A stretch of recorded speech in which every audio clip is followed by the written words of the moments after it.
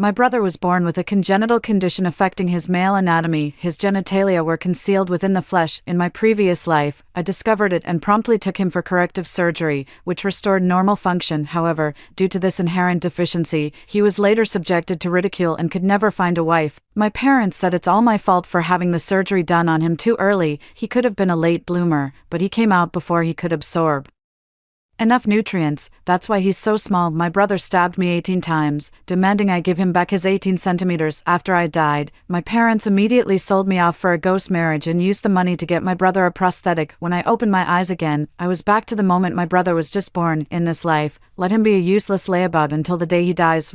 As I snapped out of my daze, I heard my mother Ruby's scolding voice. What nonsense are you talking? How could your brother be defective? This is clearly a case of a late bloomer. He'll be just fine once he grows up. I opened my eyes and was met with Ruby's look of pure loathing. She shot me a glare full of displeasure. This isn't an illness. Stop trying to scare me and your brother. It was then I realized I had been reborn, sent back to the very day in my past life when I urged my mother to take my brother for juju surgery. Remembering the horrors of my past life, I quickly plastered on a wide smile. Yes, you're absolutely right, Mom. My brother really doesn't look sick at all. I'm sure he'll be just fine once he's a bit older. A look of satisfaction finally appeared on Ruby's face. Your brother just wet himself again. But that's nothing. You have to make sacrifices on the road to success. She spoke while watching my reaction. Seeing that I hadn't responded, she gritted her teeth. It's just a bit more work for me. Having to wash his pants and wipe his backside. I almost laughed hearing that. If it were the me from a past life, I probably would have rushed to help the moment she said the first word, but now,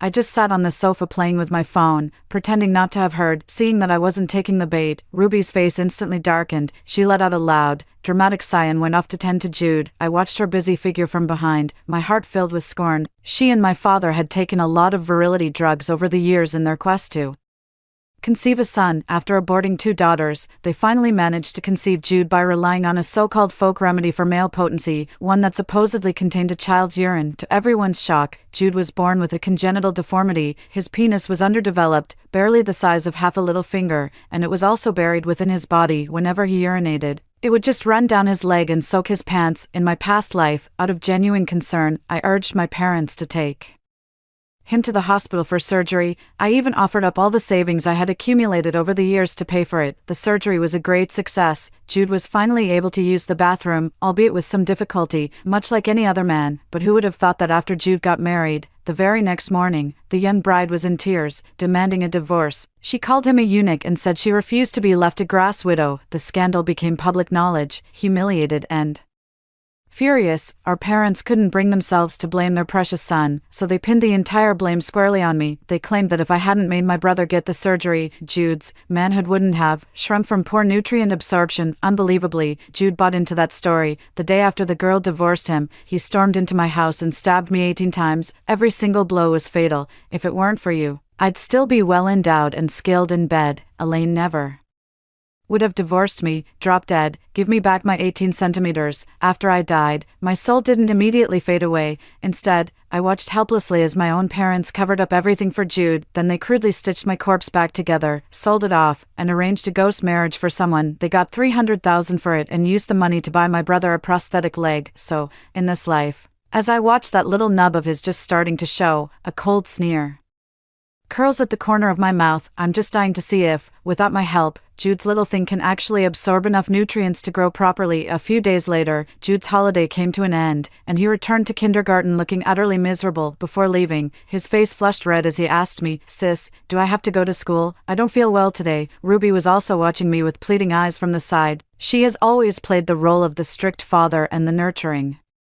mother. My unreliable dad was always away on business trips, so, to the outside world, she showed unwavering support for all our decisions, never letting us lift a finger, all to give us a happy childhood. My heart ached for her, so I would always step in to help whenever she sighed and complained about how hard things were. When my younger brother was acting up, I felt the weight of being the eldest sister, like a mother, and scolded him for his childish behavior. Perhaps it was from that moment on that Jude began to harbor resentment towards me. Meanwhile, Ruby stayed conveniently out of the fray, playing the part of the doting, gentle mother. But this time, I'm washing my hands of the whole affair, so I gave a slight smile and patted his head. If Mom agrees, then I agree. I've got work to do, so I'll be heading off now. With that, without waiting for a response, I darted into the elevator in a couple of quick steps. Just as the elevator doors closed, I heard Ruby's furious, gritted teeth scolding from behind. No, get to school. No, what are you going to do if you fall behind? I sneered inwardly. See, they do know what's best for Jude, but they'll soon find out why Jude doesn't want to go to school. After all, the boys in his class really have a knack for making fun of people. Sure enough, that very afternoon, a teacher from the school called me in a serious tone, asking me to come to the school. I refused without a second thought.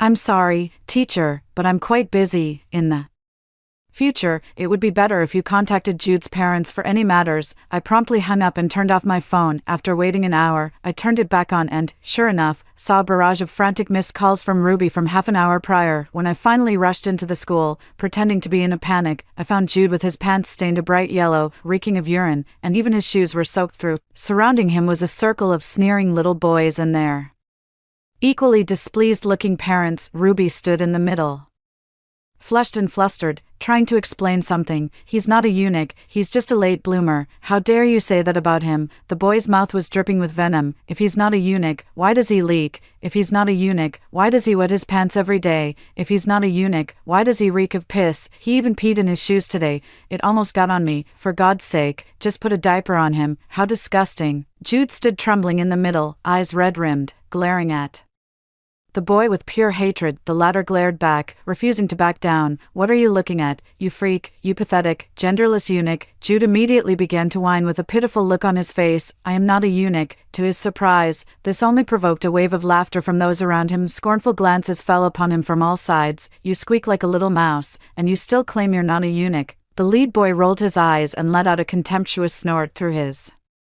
nose. Besides, we all saw your little pecker. It's smaller than my finger, and you still say you're not a eunuch. I've seen documentaries. Eunuchs look just like you. You reek of piss. Ruby's face was ashen, clearly wanting to say more. Unexpectedly, the other children's parents had already shielded the little boys behind them. A look of contempt and disdain fell upon the two of them, tinged with a superior air of scrutiny. I heard all about your family on the very first day of school.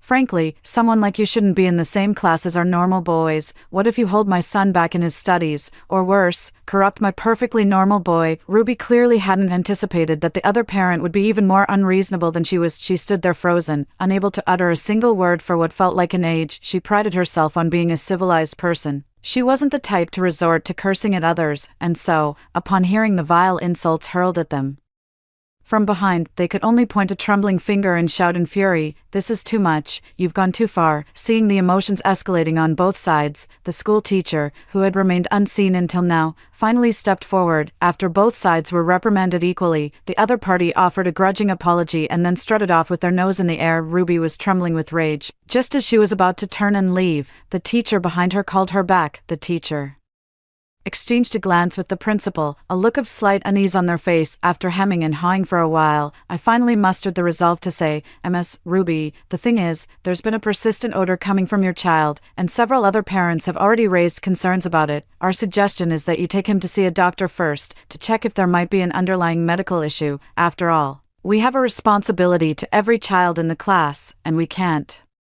always be handling these minor matters for Jude." Ruby's lips began to tremble. She stammered for a long while, her eyes welling up with tears, pointing at the teacher with indignation. "Is this how you treat my child? There's absolutely nothing wrong with my kid. Don't you dare spout such nonsense." The teacher forced a wry smile and quickly agreed. Yes, of course, I'm not saying there's anything wrong with your child. It's just a suggestion to get him checked out first. It's for his own good, right?" By the time the matter was more or less settled, I finally made my leisurely appearance, offering the teacher an apologetic smile under Ruby's furious glare. Seeing that someone who could speak sense had finally arrived, a look of immense relief washed over the teacher's face. I repeated what I had just said. Of course, I wasn't about to wade into such a sensitive topic of my own accord, so I just offered a perfunctory smile. Then, I led Jude, who was so mortified he wished the ground would swallow him up. Out of the office, I left Ruby there to duke it out with the teacher on her own. Jude clutched my hand, refusing to let go, his eyes filled with helplessness and despair. After a long silence, he finally looked up and said to me timidly, "Sis, was this really my fault? Is it because I'm different from other guys that I deserve to be bullied?" He had asked me similar questions in his past life. What did I say back then? I said it was their fault for bullying you, and you did nothing wrong. You never wanted this to happen. Then I patted him on the shoulder and told him with conviction, "Don't worry, once the surgery is over, you'll be just like any other boy." But after I so earnestly dispelled all his worries, what did he bring me in return? He brought me despair and helplessness. He brought the end of my life. So this time, I just sighed and said in an offhand tone, "Maybe, but Mom and Dad are partly responsible for how you turned out. It's not just your problem.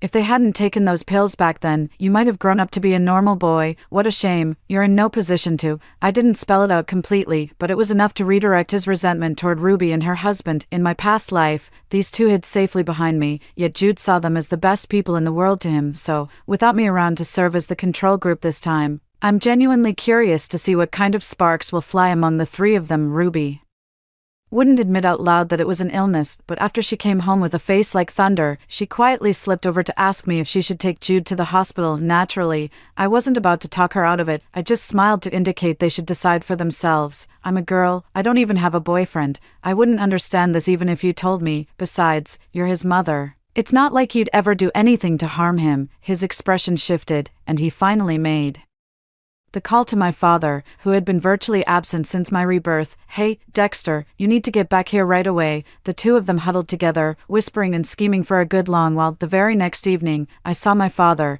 who had rushed back from out of town looking utterly exhausted. The moment he stepped inside, he dragged Jude straight into the bathroom. After scrutinizing the scene, he stumbled out, wailing and lamenting to the heavens, cursing all the while. He slapped his thigh in despair. "What a curse. How did my son end up like this? He hasn't grown a bit since the day he was born. Heaven is truly unjust to me." Jude stood behind him, his fists clenched tightly. He stood there like a timid, wrong child, nervously fidgeting with the hem of his shirt, too afraid to speak, looking at his pitiful state. I simply couldn't reconcile it with the image of the deranged man who had stabbed me 18 times in my past life. That was, until I caught a glimpse of pure malice flash in his eyes. Only then did the pieces click into place.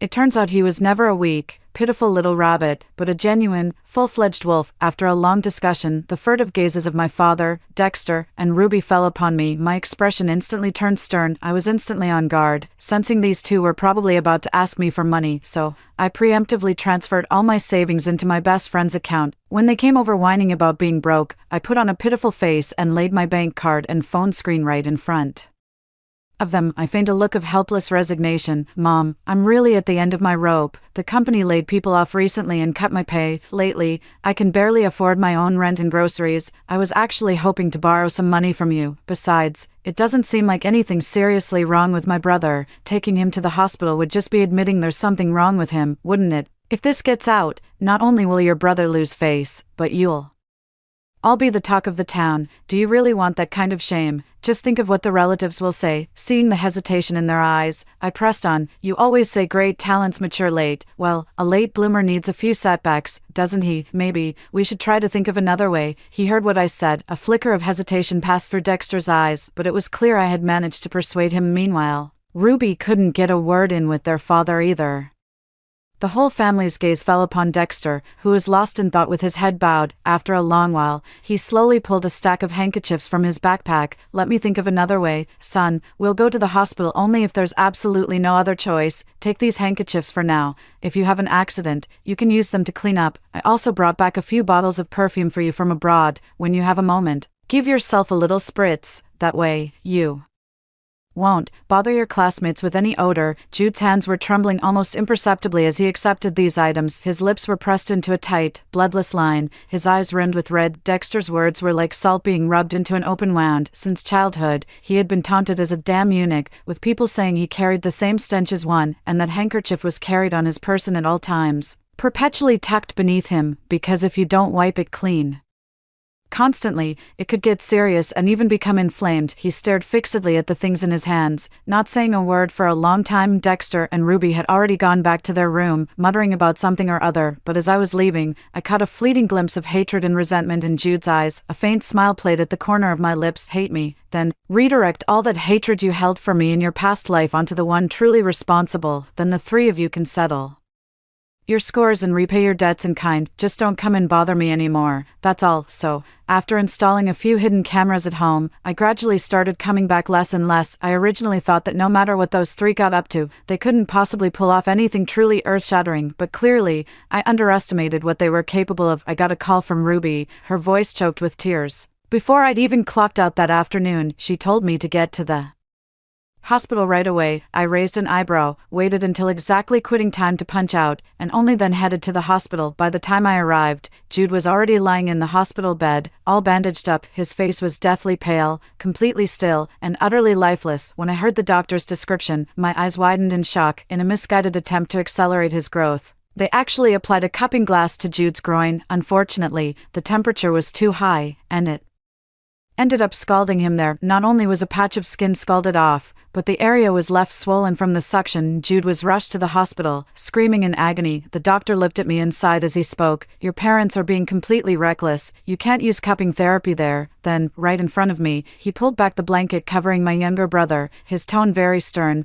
Don't keep it covered. It needs air. If you get a rash down there from trapping the heat, it'll be a nightmare to get rid of. Jude, who had been lying listlessly on the bed, now watched as his dignity was laid bare to the open air. His face flushed bright red instantly, and he desperately covered his crotch with his hands. His eyes welled up with tears, looking at me pleadingly, but my gaze never once fell upon him, because I was terrified that if I made eye contact, I wouldn't be able to hold back my laughter. Then, a single sentence from the doctor plunged him into utter despair. For the next few days, don't wear pants, just leave the area uncovered and see how the recovery goes. Also, when using the toilet, make sure not to strain, gently dab and clean with tissue paper instead. You too, as parents, need to keep a close eye on things. Otherwise, hiring a caregiver is also an option. How could Ruby and her partner possibly bring themselves to hire a caregiver? So, Dexter stopped traveling for work recently. He and Ruby took shifts, tending to Jude's every need in bed around the clock. Jude spent all day lying in bed. He ate there, and he used the bedpan there. Within days, the whole hospital room took on a foul odor because of him. The other patients in his ward couldn't stand the smell and requested transfers one after another. Their scornful glances, like so many needles, pricked at Jude as they left. This time, however, Jude didn't seem particularly ashamed. He just flushed crimson and pulled the covers over his head. After work that day, I went to check on my dear brother, bringing along some dragon fruit and bananas to help with his constipation. To my surprise, I found him kneeling on the bed with his butt in the air, a maternity pad beneath him, his face buried in the blankets, sobbing as his rear end squirmed. His sobs gradually escalated into agonized wails. The more he cried and screamed, the more desperate he was for it to be over. The more you try to rush it, the harder you push, the more it hurts, and he just wailed and howled all the louder. Ruby's attitude shifted from gentle, even somewhat apologetic, comfort to one of pure impatience. Finally, unable to hold back any longer, she snapped, "Enough, what's with all the hysterical wailing? I'm here feeding you, cleaning up after you. I haven't even complained about the mess. What on earth are you crying about?" But to her surprise, the moment those words left her mouth, Dexter's hand came down across her face. "What the hell are you talking about? How dare you speak about my son? If it weren't for you and your bad blood, would he be suffering like this? You have the nerve to lecture him now? I'm telling you, if anything happens to him, I swear I'll kill you." Ruby covered her face tightly with her hands, unable to utter a single word for a long time. She naturally didn't dare to talk back to Dexter. In the end, she could only swallow her grievances in silence and, with a huff, changed Jude's maternity pad. She threw the soiled one into the trash. Then, resigned to her fate, she silently changed his clothes. Seeing me arrive, she finally wiped a tear from the corner of her eye with a wounded look. She said in a faint tone, "Did you see all that just now? It's nothing, really. Mom's fine. I'm not upset at all." As she spoke, she tried to hand over the dirty clothes she was holding. Clearly, they were planning to stick me with the grunt work, but I deftly sidestepped it, flashing her a smile. "See what, Mom, I just got here." Then, with practiced ease, I placed the fruit in my hand on the nightstand. I started A conversation with my younger brother. I'm the only one in this house who can have a proper conversation with Jude anymore. When he saw me arrive, a hint of a smile finally appeared on his face. Ruby stood behind me, a flicker of discomfort crossing her face as she watched our cheerful interaction. She stomped off with deliberate, dragging steps. But did anyone in the room care about her little tantrum? Clearly not. Not only did no one care, some were even tempted to laugh. For over a month after they had managed to land their own good son in the hospital, the two of them laid low for a while. They didn't stir up any more serious trouble, however. Their desire to make Jude normal only grew more fervent by the day. Lately, it's gotten to the point where every single meal has to include some kind of genitalia. If it's not bull pizzle, then it's pig pizzle. They even toss a couple of flower stamens into his water. The self-proclaimed expert, Dexter, informed us that those are the flowers.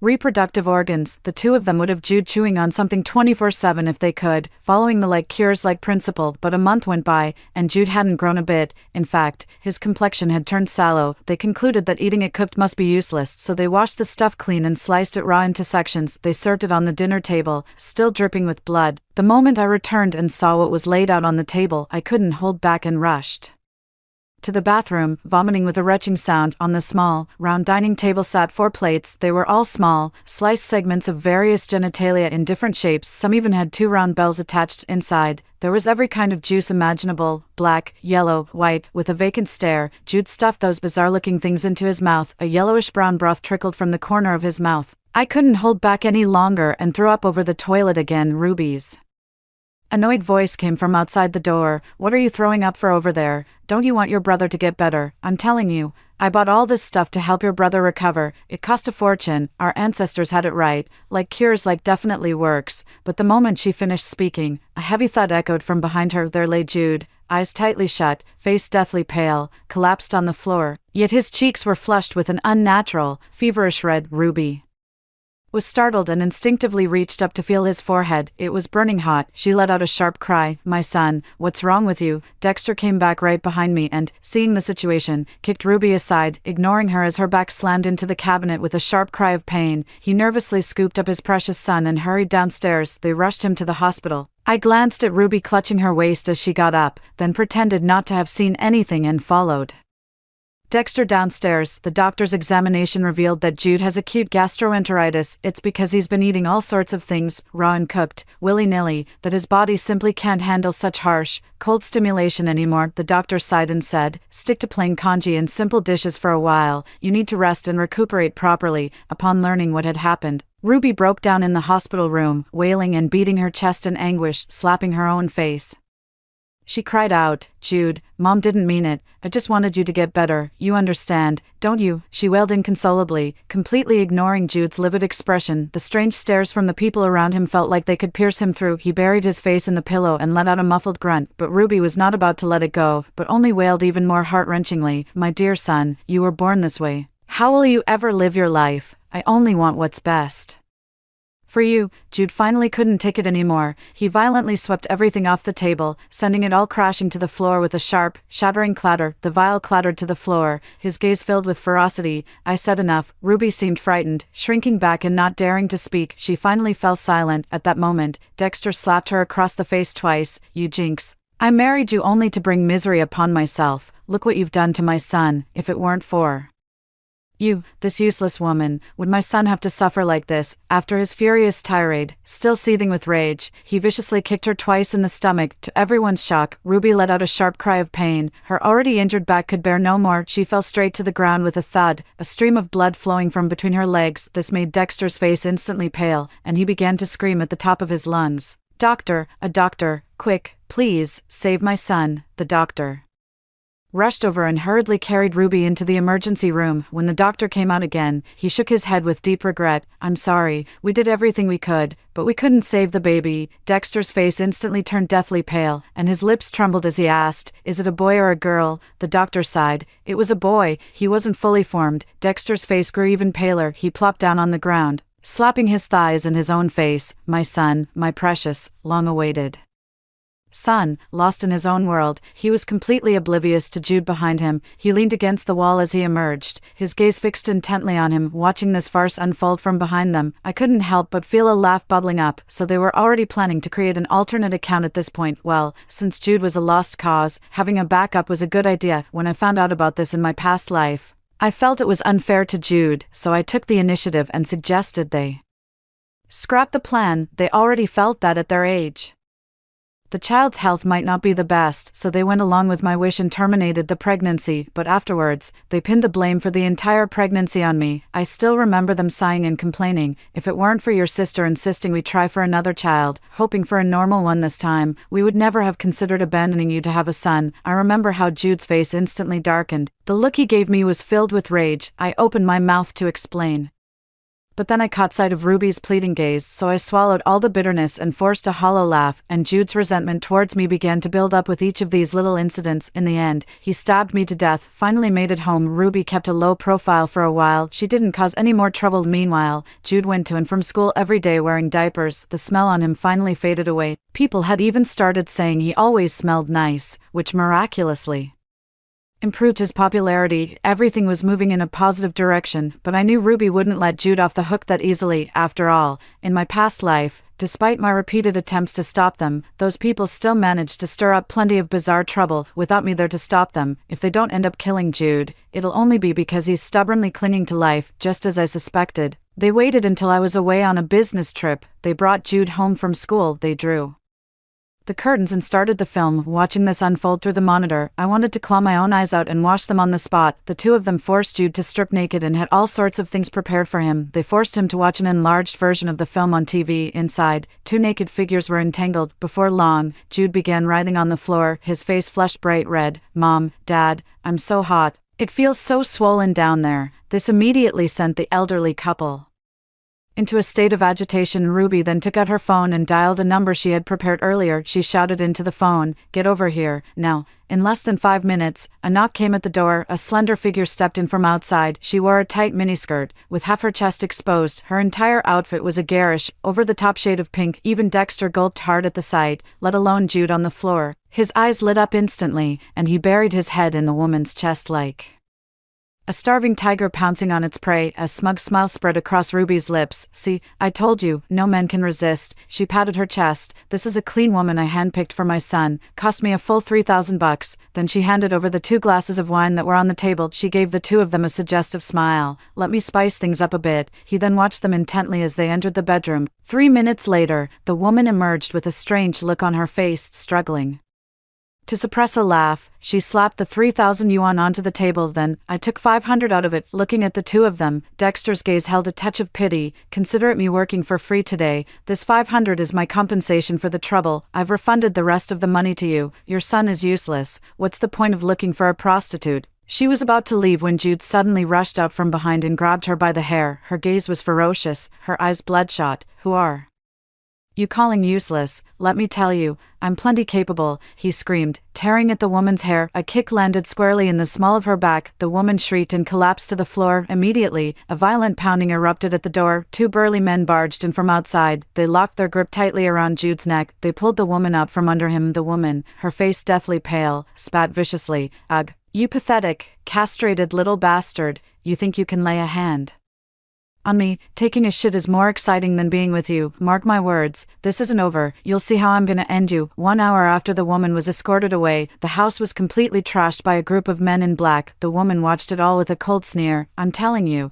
if you dare call the police, I'll just send over a fresh batch of bodyguards. Then we'll see if your house can take the beating. Or if I just have more men." Dexter, who was always the first to boast about his guts, didn't dare make a peep this time. Only after watching those men leave did he finally unleash his pent-up rage on his wife. Ruby slumped to the floor amidst the wreckage, wiping away her tears. Dexter then snarled viciously, "You good-for-nothing woman, what are you crying for? This is all your fault." This time, Ruby couldn't hold back any longer and finally spoke up in her own defense. "Isn't he your son too?" Dexter's eyebrows shot up and his eyes widened in an instant. "What the hell did I do wrong? Didn't you give birth to this kid? What's it got to do with me? Jude was sober by now, his face deathly pale. He stared blankly at his own lower body, the corner of his mouth twitching slightly. His eyes were filled with utter disbelief. Finally, when I returned from my business trip out of town, I discovered that our old home already had a for sale sign posted. I only found out the address of the new place after calling Ruby. It was half the size of our previous house, and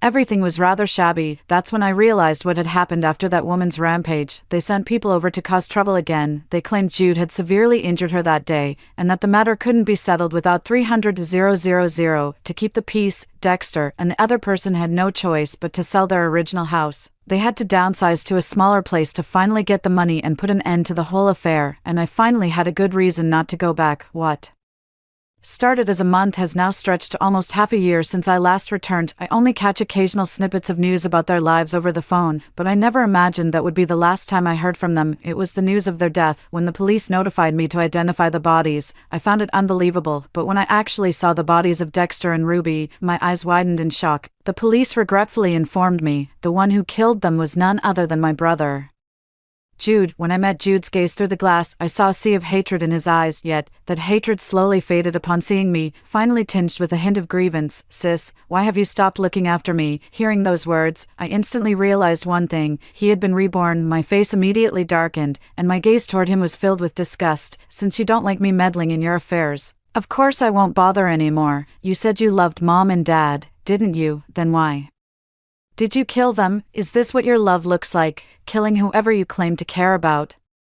Even after my sarcastic remarks, Jude didn't get angry. His eyes were filled with hatred for Dexter and the other one. How dare they discuss having another child right in front of me? They think I'm not a real man, that I can't carry on the family line. Dexter even had the nerve to say to my face that their lineage must not end with my generation. This house is so small, I can hear every single word they say. They already killed one child before, so why have another? Why can't they just save me? Why does everyone else get to be happy, while I'm the only one who has to endure all this abuse and humiliation? Is this what I wanted? Did I choose to become like this? Why is everyone blaming me? I cut him off sharply, my gaze dripping with sarcasm. Have you forgotten that in our past life, I was the one constantly trying to find a solution for you? You were the one who blamed everything on me, and then you killed me. In this life, I'm done with you, and you still think I'm somehow at fault for this too. A hint of mockery flickered in my gaze. Don't you think you're being completely unreasonable? Jude's face gradually paled, his pupils trembled slightly. No,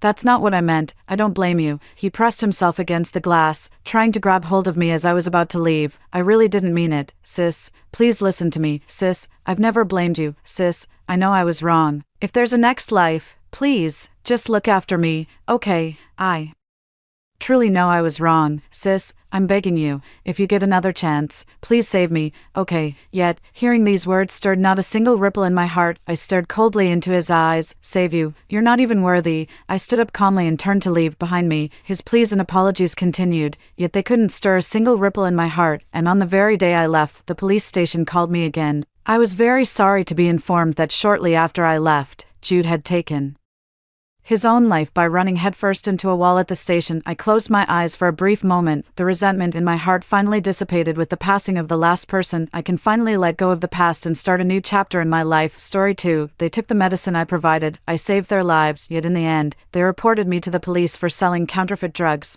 I was sentenced to 10 years in prison, from 28 to 38, a decade behind bars. The sky was unusually clear on the day I was released from prison. I lowered my gaze and let out a wry chuckle. I wonder how many of the patients who reported me back then are still alive today, without my medication. How much longer could those late-stage cancer patients really last? Can't wait to see it. I did have visitors during that time, but I refuse to see every single one. I'm completely alone in this world. My last remaining family member passed away a decade ago, on the very day I was arrested. The only reason anyone wants to see me is to get their hands on my prescription, so I really don't care who it is. They're all the same. I hadn't been standing at the gate for long when a wild-eyed man came charging at me with a cleaver, swinging the blade. He yelled, "Why are you avoiding me? Why won't you show me the prescription? My son is dead. How can you still be alive? Die. Just die. You will all join my son in death." The man with the bloodshot eyes is the father of my former patient. Walter's father, wonderful, his son is dead, good riddance, serves him right. This is the very person who led the charge to report me back then, claiming it was for my own good, saying they couldn't bear to watch me continue down the wrong path. Selling counterfeit drugs is illegal, so they reported me to the authorities. It's absolutely disgusting. Even now, the thought of it still makes me sick. I got arrested. When my old man heard I'd been arrested, he had a fatal heart attack from the shock. What goes around comes around. Walter is dead. He had the best recovery among that group. If he didn't make it, the others won't survive either. Serves those ungrateful wretches right. None of them made it. Pure bliss for both body and soul. No, I almost forgot about the person right in front of me. But let's be real, killing someone right at the prison gates, that's not going to end well for anyone. With that thought, a serene smile touched my lips. I turned my face to the sky and closed my eyes, which were brimming with tears of blood and sorrow, bidding farewell to the world, goodbye, this goddamn world. When I opened my eyes again, I was stunned. I had returned to the day I was reported. The violent banging on the front door sparked a flicker of irritation in my eyes. My gaze fell upon the large bundle of miracle drugs on the counter and the calendar hanging on the wall. It suddenly hit me. This was the exact day, 10 years ago, when I had been arrested. In my previous life, they had undercover officers blend in with the customers buying medicine, posing as family members of patients. They set me up by working with the police, tricking me into selling drugs to an undercover officer. I got caught red-handed on the spot. TSK, how can people be so wicked? People like that will get their comeuppance. Didn't karma catch up with them in their last life? Ha. This time they won't get a single pill from me. I didn't care how much this batch of medicine cost. I flushed it all down the toilet. Only a pile of empty bottles remained in the trash can. Let's see how they catch me red-handed this time. Selling these unapproved drugs is illegal, but if those people hadn't begged me on their knees back then, why would I ever take such a risk? I'm just grateful I was cautious and took extra care every time. All transactions were done in cash, face to face. There's simply no evidence left behind, as long as I don't admit it. They can't prove I sold those drugs. After doing all that, I gave a wry smile. This place is just a small shop selling liniments for bruises and sprains now. As for some miracle cure for cancer that never existed, I suppressed the hatred burning in my eyes. With a welcoming smile, I opened the door to greet the customers. The show is about to begin. As soon as the rolling shutter went up, a disorderly crowd was gathered at the entrance. The cop who arrested me in my previous life wasn't among them. I lowered my gaze. I opened the door to let them in. They came to me with stacks of red bills, begging for medicine. Their expressions were haughty, perhaps because they had knelt and pleaded with me for too long last time. They've long forgotten how they begged me to sell them the medicine back then. Some of them clearly had guilt written all over their faces. They're not professional actors after all. I didn't notice last time, but now it's plain to see. It was my own fault for letting my guard down around these people in the first place. That's why I took such a hard fall this time. Just you wait, Celeste.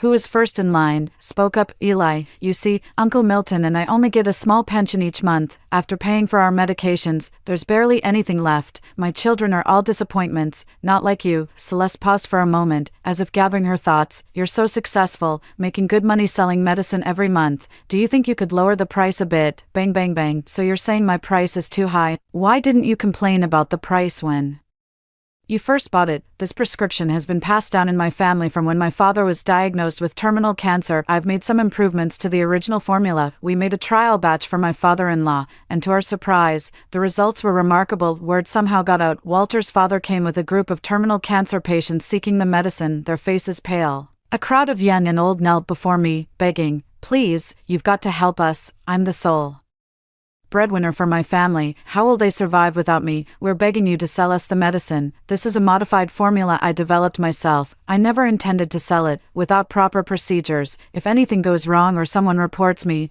I'm definitely headed for prison labor." In the end, I couldn't resist their desperate pleas and agreed. Just thinking about it now makes me want to slap myself. My misplaced kindness saved a bunch of ungrateful snakes. After 3 years, those patients' conditions have been well under control. Some have even shown signs of improvement. The medication is highly effective, but naturally comes at a steep price. This formula was passed down from the imperial court, containing numerous rare and precious medicinal ingredients. We agreed from the very first sale that each bottle would cost 2,500 yuan. My cost price is nearly that much. There's practically no profit in it. The old man and I still rely on selling our family's traditional trauma ointment to cover our living expenses. Now these people are complaining about the price. They seem convinced I'm making a huge profit from this. Their attitudes are truly disgusting. I let out a soft chuckle. Oh, don't say that, I'm just making enough to get by. How much are you looking to buy? When Celeste heard I wouldn't lower the price, her face stiffened, then she seemed to recall something, a smirk playing on their lips. Now I get it. Probably thinking I'm about to be arrested. I never understood what these people stood to gain by reporting me. Does having no medicine mean cutting off all hope of survival? During my 10 years in prison, I came to a realization: human nature is inherently evil. Some are driven by envy, others by greed. Ultimately, they can't stand to see others thrive. I'll wait a bit and buy later then, Celeste said as she stepped back, revealing Walter's dad and the police officer waiting second in line. Walter's dad is a much better actor than those people, he said to me with a beaming smile that he had brought me a new client.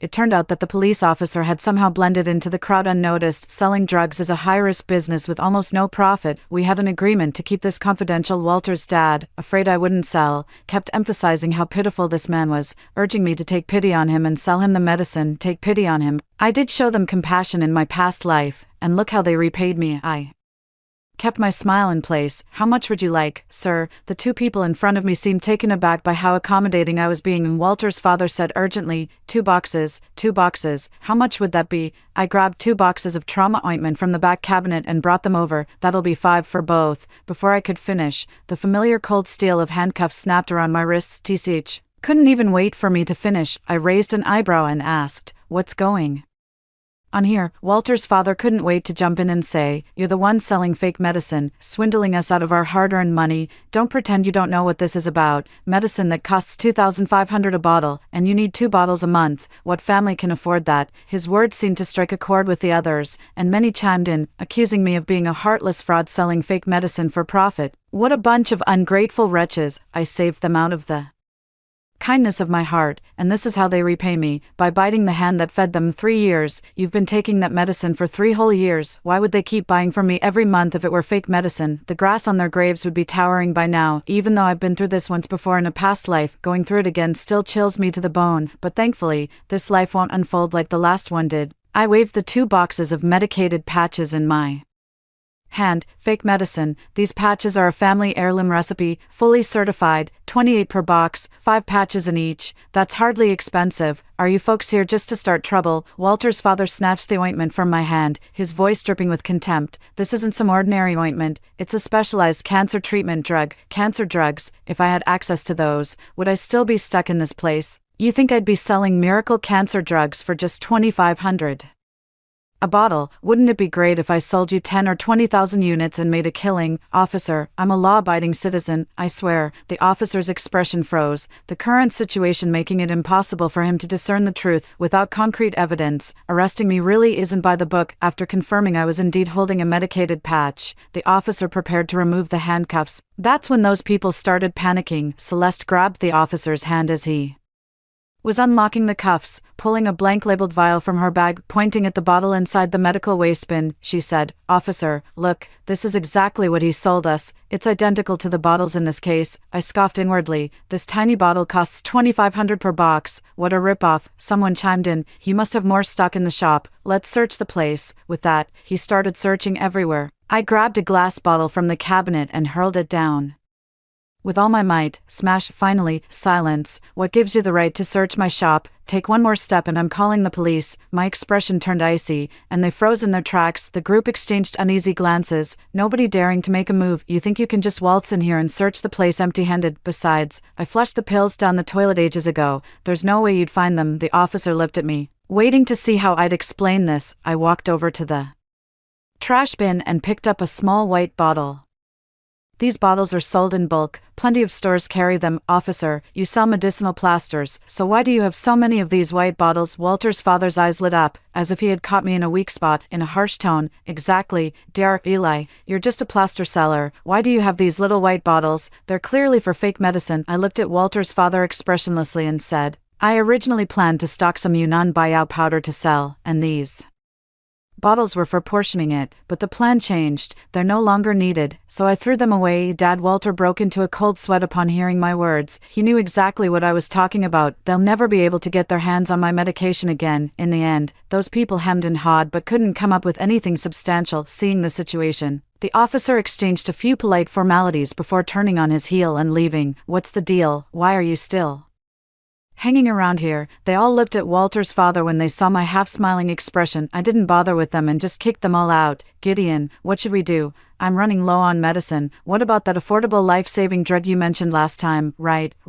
When do you think we'll be able to make the purchase? Can you really knock off 1,000? Walter's father was getting anxious too. Hearing that they were planning to have Dr. Eli arrested, that was the only way to get the prescription formula from Dr. Eli. They're a major corporation. Only by mass-producing the formula can they make the medication affordable. If Dr. Eli hadn't stubbornly refused to sell the formula, he wouldn't have resorted to this. Walter's father glared at the shop door, seething with resentment. Enough arguing, let me make a call and find out. So there really are affordable medications. No wonder they had the nerve to burn bridges after crossing the river. But in my previous life, after I got out of prison, not a single one of those people survived. I suppose either the medicine was too expensive, or they simply never got their hands on it. Whether they live or die is no longer any concern of mine. Everyone's fate is their own. It's an unlucky day today. Let's close up early. I walked to the door and closed it. Wait a second. Walter's father avoided my gaze, his eyes darting away from my raised eyebrows. Dr. Eli,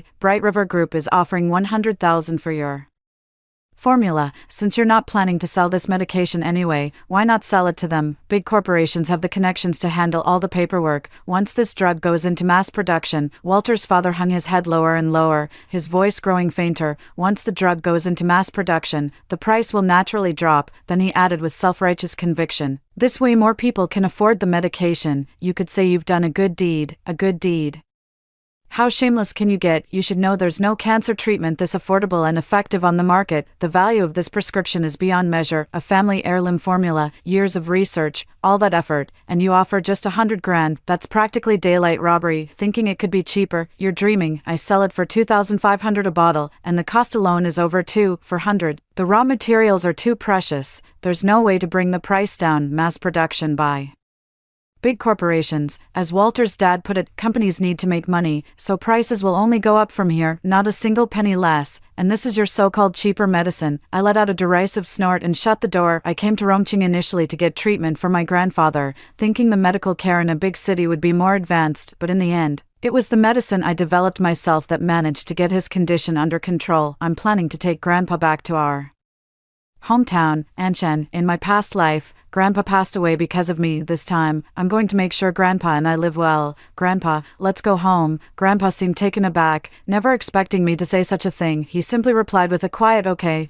I knew Grandpa had been wanting to go home for a while. The only reason he's still here is because I am. To be fair, those people are partly to blame. What an ungrateful bunch of bastards. I took my grandfather back to Anshan, opened a new shop in my hometown's small county. The prescription formula is absolutely not for sale, but, hey, is that deal we talked about still on? Absolutely, no question about it. 6 months later, Walter's father Celeste and the others showed up at the shop in trance again. The scene felt like a perfect replay of what had happened 3 years prior, but their faces were even paler and more haggard than they had been 3 years ago. Dr. Eli, please, you've got to help us. We've brought the money. Here's $5,000. I'd like to buy 2 bottles of the medicine. Celeste shoved a stack of red bills toward me. Oh, come now, my ointment isn't worth nearly that much. Celeste hadn't expected me to say that and looked up in surprise. He sneered. Dr. Eli, I'm not here for the ointment. I want to buy that cancer treatment medicine you used to sell. A mocking smile touched my lips, as if I'd have that kind of ability. I only sell ointments for bruises and sprains here, not any cancer treatment drugs.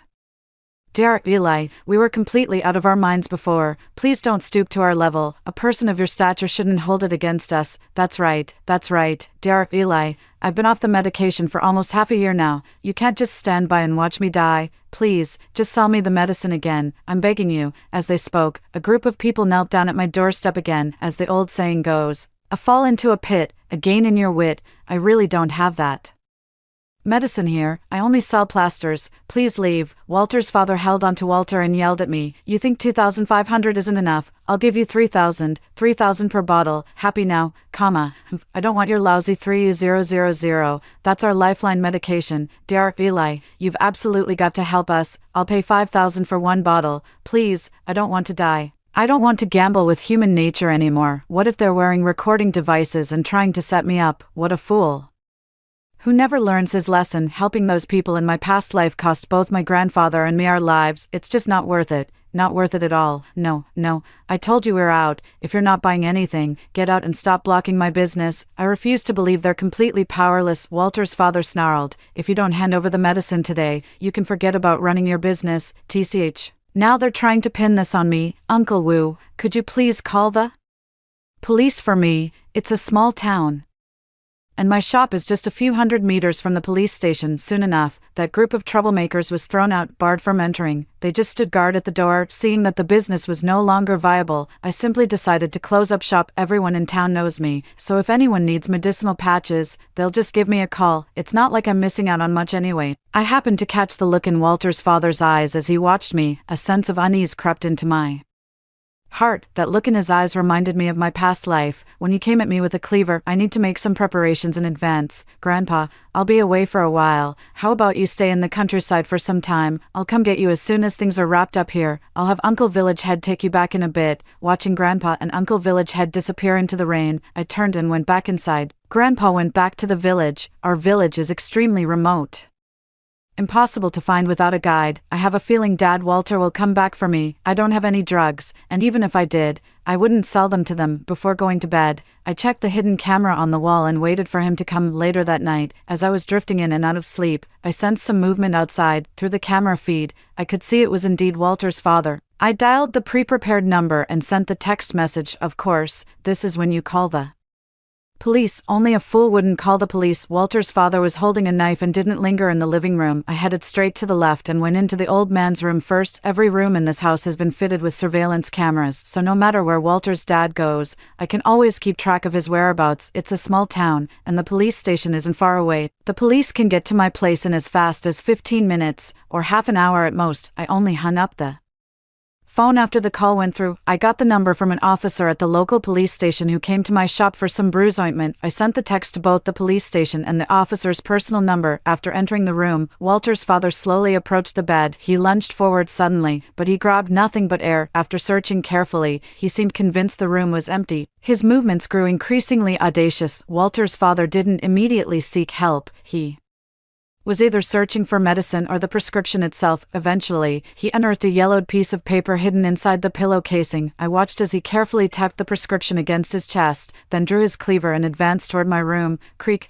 Just kidding. Did you really think I'd still be in the room when I was fully prepared? Of course. It landed with a loud clatter. I've locked someone in my bedroom. The bedroom is surrounded by walls, with just one window and one door. The window was sealed shut this morning, and the door was just deadbolt. As for me, I'm at the neighbor's house watching Walter's dad hacking at the bed with a knife. Strike after strike, the dummy on the bed was hacked to pieces. The police were already at the alley entrance. The high-end smart lock and reinforced steel door I'd invested in left Walter's father with no chance of escape even as the police were hauling him away. He kept hurling vicious curses at me. I hope you die a horrible death. You killed my son. You're going to pay for this with your life. How ridiculous. It's not like I caused his son's illness. Walter's father got 12 years for attempted murder. The others didn't dare stay in town either. Seeing my killer get what he deserved made these 6 months in this town worthwhile. Back when we started, my business partner invested $5 million for equity and offered me an annual salary of $1 million. Now that it's over, there should be new developments in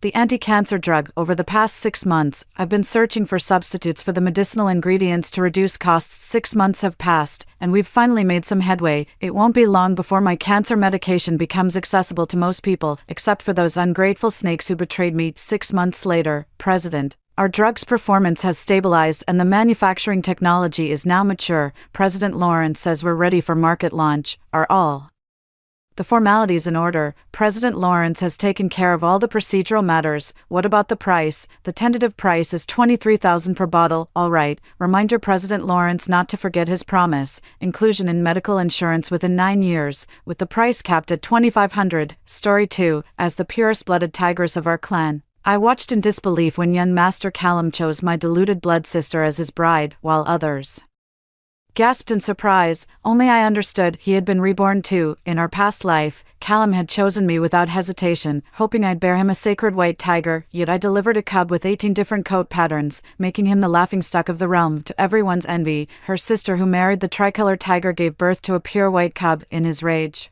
Callum sacrificed me and our child to demons for dark power, but I slew him in our final struggle. Given a second chance, he'd naturally avoid repeating past mistakes, yet fate still denied him his wish this time, for a true ancestral white tiger would never choose a piebald impostor as its sire. Thick demonic flames consumed our bodies, the cub's pained whimpers fading with its tiny form into nothingness. Through blood-streaked tears, I glared at Callum sitting within the sacrificial array, my teeth grinding as he absorbed the demonic energy. Feeding on your own child's flesh to enhance demonic power, Callum, you deserve to die. Fueled by hatred, I channeled the last remnants of my bloodline's power, detonating myself to drag Callum into the demonic flames with me. I choose Vale as my wife. Didn't I die? Why can I still hear Callum's voice? I pinched my palm and glanced around discreetly, only to realize I'd been reborn into the day when Callum, the Yin master of the Tiger clan, was choosing his bride. Callum, clad in crimson brocade robes, shot me an icy glance. He strode past me and placed the bone ring, a symbol of status, onto his sister Vale's hand. Then he declared with absolute finality, the only woman worthy to be this Yin master's wife is Vale. The wedding guests exchanged astonished glances. Among our tiger clan, the white tigers have always reigned supreme, with bloodline purity determining status. I'm the purest white tigers our clan has seen in centuries, and Callum remains the only eligible white tiger male. Our union has an extremely high probability of producing an ancestral white tiger offspring, yet Vale's bloodline is so diluted it's practically non-existent. No amount of favoritism can change that fact. The elders attending the ceremony all urged Callum to reconsider, but he remained obstinately determined, while others were perplexed. Only I knew the truth. Callum had also been reborn, in my past life. Just as everyone expected, Callum chose me without hesitation for the sake of bloodline purity. After marriage, he doted on me endlessly. Where I pointed, he'd follow without question. We were hailed as the Tiger clan's most devoted couple, but everything changed when I gave birth to a cub with 18 different fur colors. 2 white tigers mating should never produce a multicolored cub, let alone the lowest ranked 18-hue variety. Many demons secretly mocked him for being forsaken by the ancestral gods. By sheer coincidence, 3 days later, my sister, who had married an ordinary tricolor tiger, gave birth to a rare white tiger cub, sparking widespread envy. This disparity only deepened Callum's resentment toward me and our child, driving him to increasingly extreme behavior. He spread vicious rumors that I was inherently wicked, practiced forbidden arts, and had earned the ancestral god's disdain. In his madness, he bound me and our child to the altar as offerings to demons in exchange for dark powers. In the end, I was the one who killed him, and given a second chance at life, he wouldn't repeat the same mistakes. I'm aware that all you elders and family heads wish to match me with Briar due to bloodline considerations. Callum gripped Vale's hand tightly, shooting me a scornful sidelong glance with undisguised contempt. But I would never wed someone who practices forbidden arts. Though warlike by nature, the demon can abhor lethal dark magic with childlike purity. His accusation was clearly meant to turn everyone against me. I bit my tongue to stay composed, meeting the sea of judging eyes as I fired back indignantly. If the Yen master fancies my sister, just say so. Why slander me without proof? Without proof, whether my acting was too convincing or he's genuinely dim-witted. He failed to recognize I'm also reborn. Embracing Vale, my posture grew even more haughty. True, no one in the Tiger clan currently possesses demonic power surpassing yours, making it impossible to uncover your secrets, but those who practice forbidden arts earn the ancestral god's disdain. When your heat comes and you bear offspring, they'll surely be the lowest grade patchford tigers. The truth will reveal itself once you whelp. Very well, we shall see. Should I truly birth 18-colored mongrel cubs, I'll submit to the Yen Master's judgment. Otherwise, I expect the Yen Master to gather today's witnesses and offer me a public apology. Pride comes before a fall. Feigning indignation, I made a wager with Callum. Watching his triumphant figure, I lowered my eyes with a cold smirk. In this lifetime, I will surely expose his true nature. Callum was never some noble white tiger with bloodline powers. He's just a mangy mutt of a beast who practiced forbidden arts and bargained with demons. What I bear is none of your concern, but if you 2 white tigers produce an 18-colored cub, that'd be quite the spectacle. Callum sprang to his feet, shielding Vale behind him while glaring at me with murderous intensity. Briar, how dare you curse this young master? You're courting death. Think you can take me? The demonic energy in my hand crystallized into icy needles. Locking onto the 2 figures before me, my pure bloodline grants me rapid cultivation progress. They stand no chance against me. No wonder Callum spent 2 lifetimes slandering me, accusing me of forbidden arts, guilt written all over him. Both the Yen Master and I carry the white tiger lineage. How could we possibly produce a mongrel? Sister, don't speak nonsense. Pale-faced, Vale stepped between Callum and me, her gaze unshakable. Whether she was deceiving herself or others remained unclear. Our child will undoubtedly be a white tiger. Is that so? I'll be watching. With interest, I toyed with the ice needle, withholding the fragile truth from premature exposure. Briar, the day we bring forth the white tiger shall be your last. With those ominous words, Callum stormed off without dinner, dragging Vale back in haste to fulfill their tiger-making endeavor. I watched the retreating figures with a sardonic smile. A mangy tiger wearing a white pelt, a sickly beast with diluted bloodline, dares to dream of breeding a primordial white tiger. Such gluttonous ambition might choke you to death. Just like in their past life, Callum and Vale became the Tiger clan's most celebrated loving couple. As for me, I encountered the greatest challenge since my rebirth. My heat cycle is coming soon. The stronger the demonic energy, the more unbearable the mating season becomes. If not relieved in time, I'll become a useless tiger before Callum even makes his move. With my constitution, I'll definitely get pregnant as long as the partner isn't completely incompetent. For the sake of the offspring's potential, I can't just pick any random male. If only there were another eligible male white tiger in the demon realm. There is. A black and white fluffball clutching a purple bamboo shoot came tumbling out of the bamboo grove with adorable clumsiness. Her name was Toto, an ancient iron-eating beast, and my only friend in the demon world. Whispering those words, she placed the soul-nourishing pill by his hand before slipping away silently and swiftly, unaware of the tiger behind her, clutching the pill and huffing in frustration. Sleep with me then act like nothing happened. Heartless little scoundrel of a tiger. Just returned home when Callum and Vale showed up again. He even brought 2 10-colored male tigers. God knows what got into them, forcing me to choose a mate. Briar, pick one of these tigers to marry. Vale chimed in from the side. A tiger strode through the doorway, clad in form-fitting black attire that accentuated his powerful frame.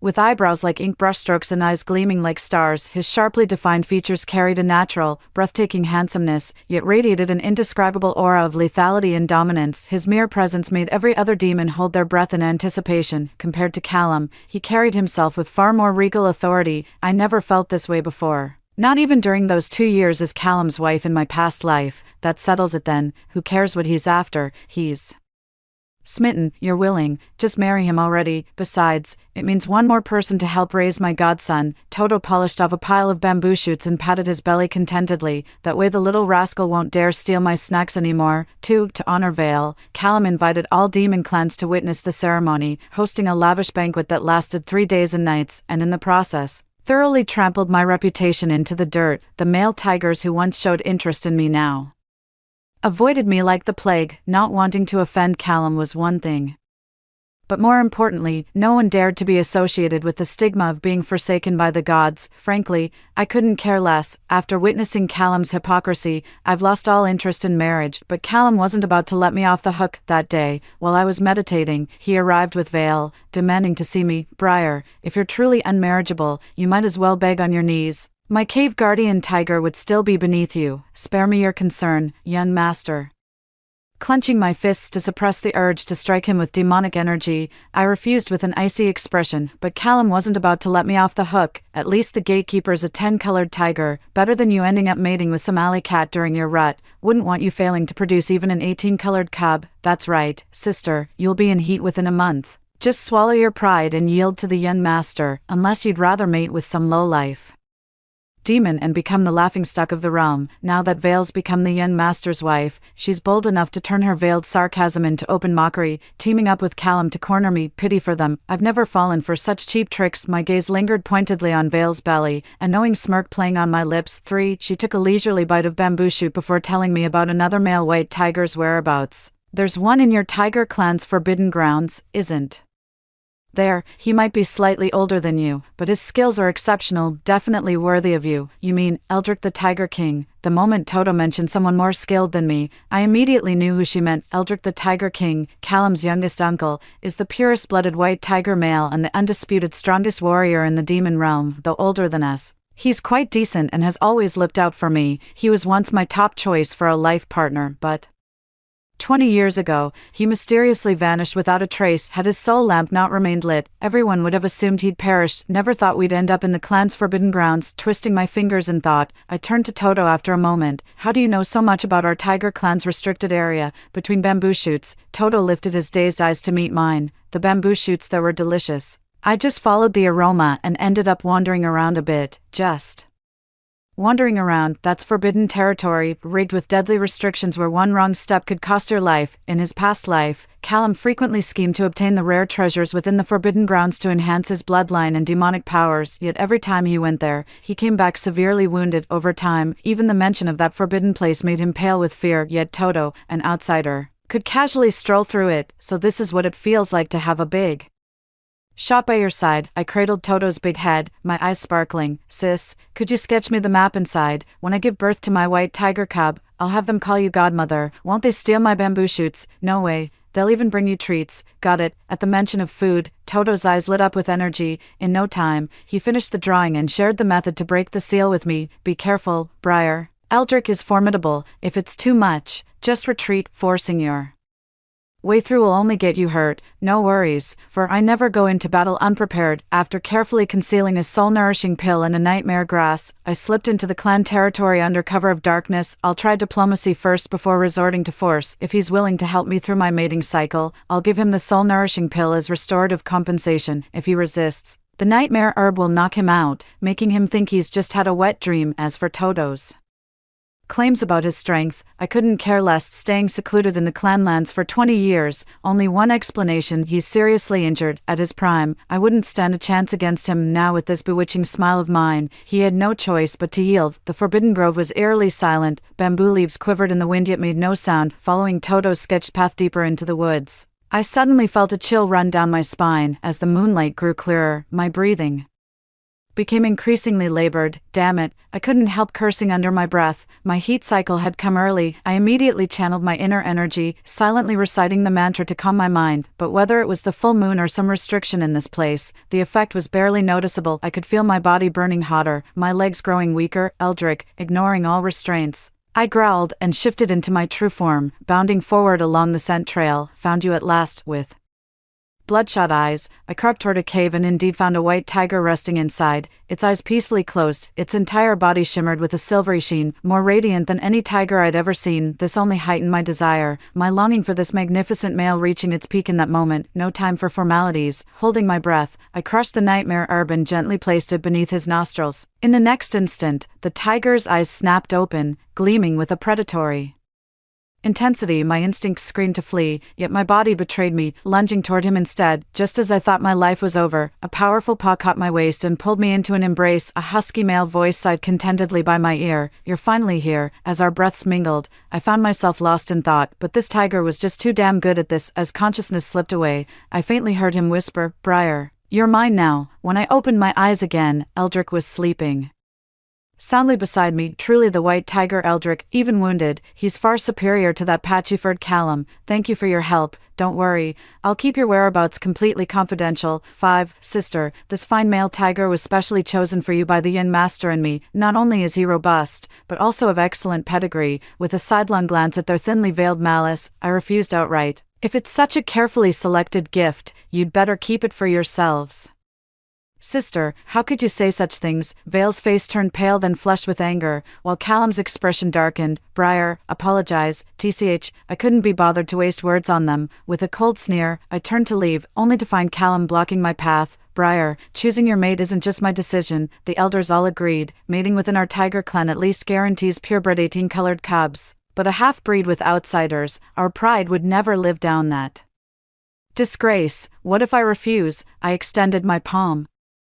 Demonic energy so potent it forced Callum back a step. He stared at me in disbelief. How did your cultivation advance this fast? Honestly, I can't explain this. After all, it took me 2 lifetimes to learn that the union of 2 white tigers could have such an effect. My silence was taken as guilt by those watching closely. Vale stepped between Callum and me at just the right moment. The higher your cultivation level, the more unbearable the mating season becomes, yet you still refuse to take a mate. Sister, could it be you fear birthing a chimera would expose your forbidden arts and prove you're forsaken by the gods? Her words alerted Callum. A fanatical gleam flashed in Callum's eyes as he stared intently at me. Briar, your refusal to wed is tantamount to confessing you practice dark arts. As clan heir, I have every right to imprison you in our ancestral grounds. Being confined in the clan's territory doesn't scare me, but I won't tolerate being framed for no reason, nor can I Stand Callum's predatory gaze. What matters more is that after last night, I'm likely carrying cubs now. I failed to protect him in my past life. This time, I won't let any harm come to him. I withdrew my demonic energy, my gaze sweeping over the 2 male tigers before I finally shook my head. I may wed, but not them. I'll choose my own husband. Choose for yourself. Vale giggled behind her hand. Sister, you don't actually still believe you're that coveted white tigress all the demon realm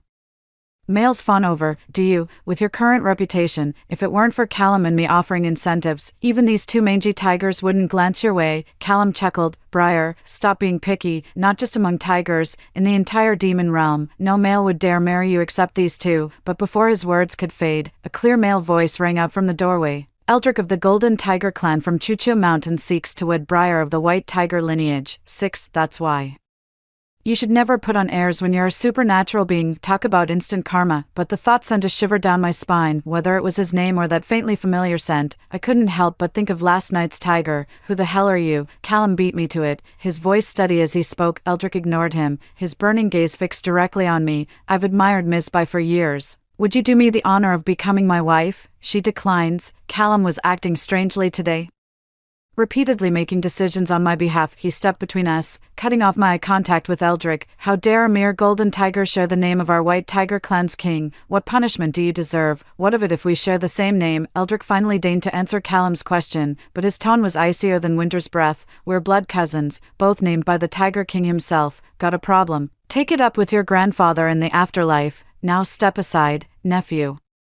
Don't keep your uncle waiting while I secure your future aunt. Callum was shoved aside with brute force, and Eldrick's striking face filled my vision once more. The corners of his lips curled into a gentle smile. Will you marry me? Yes, MMPH. Is this supposed to be a tiger? He's clearly a male vixen. If not for my last shred of sanity, I'd have said yes in a heartbeat, pressing a hand to my injured lip. I frowned and pulled him into the backyard. I don't care why you want to marry me, but I'll never be your wife. Why, are you still hung up on Callum? The man's entire demeanor turned icy in an instant. I don't know why he suspected Callum, but I still chose to confess everything. It's not his. My heat cycle ended last night. I'm likely carrying another tiger's cub now, and no matter its potential, I'm keeping this pregnancy. I laid out all my plans in one breath, bracing for his scorn and fury, only to be pulled into a crushing embrace. Then I'm even more determined to marry you.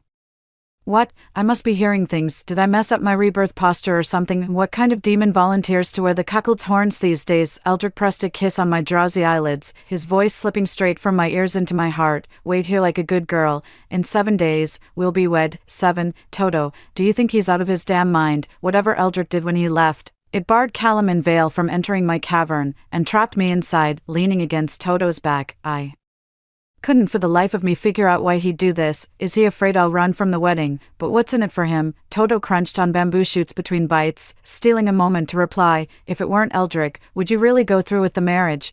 My body froze for a moment before I let out a quiet sigh. No, it wasn't just his striking looks. The familiar aura he carried made it impossible for me to refuse. You're all cunning and no conscience. What if I fall into a pit of fire? I shot Toto a glare and snatched a fruit from her. She didn't even get mad, just smiled and handed me the rest. Fools have fortune, sis. If we strike gold, don't forget each other. That sentence kept echoing in my mind for days. I've always felt Toto knew something he wasn't telling me. Just as I was racking my brains about what fell off, Eldrick came to marry me. The wedding he gave me outshone even Callum and Vale's. The azure dragon and vermilion bird pulled the wedding carriage, with the Black Tortoise clan leader officiating. The gathering of 4 clans immediately triggered celestial phenomena. A mystical rain fell, bringing spring's revival to the entire demon realm, leaving all creatures awestruck. Of course, there's always someone who'd spoil the moment, uninvited. Callum and Vale had the audacity to crash the wedding banquet. Vale stared at my gold-embroidered wedding gown and amethyst-studded phoenix crown with undisguised envy in her eyes. Since brother-in-law treats you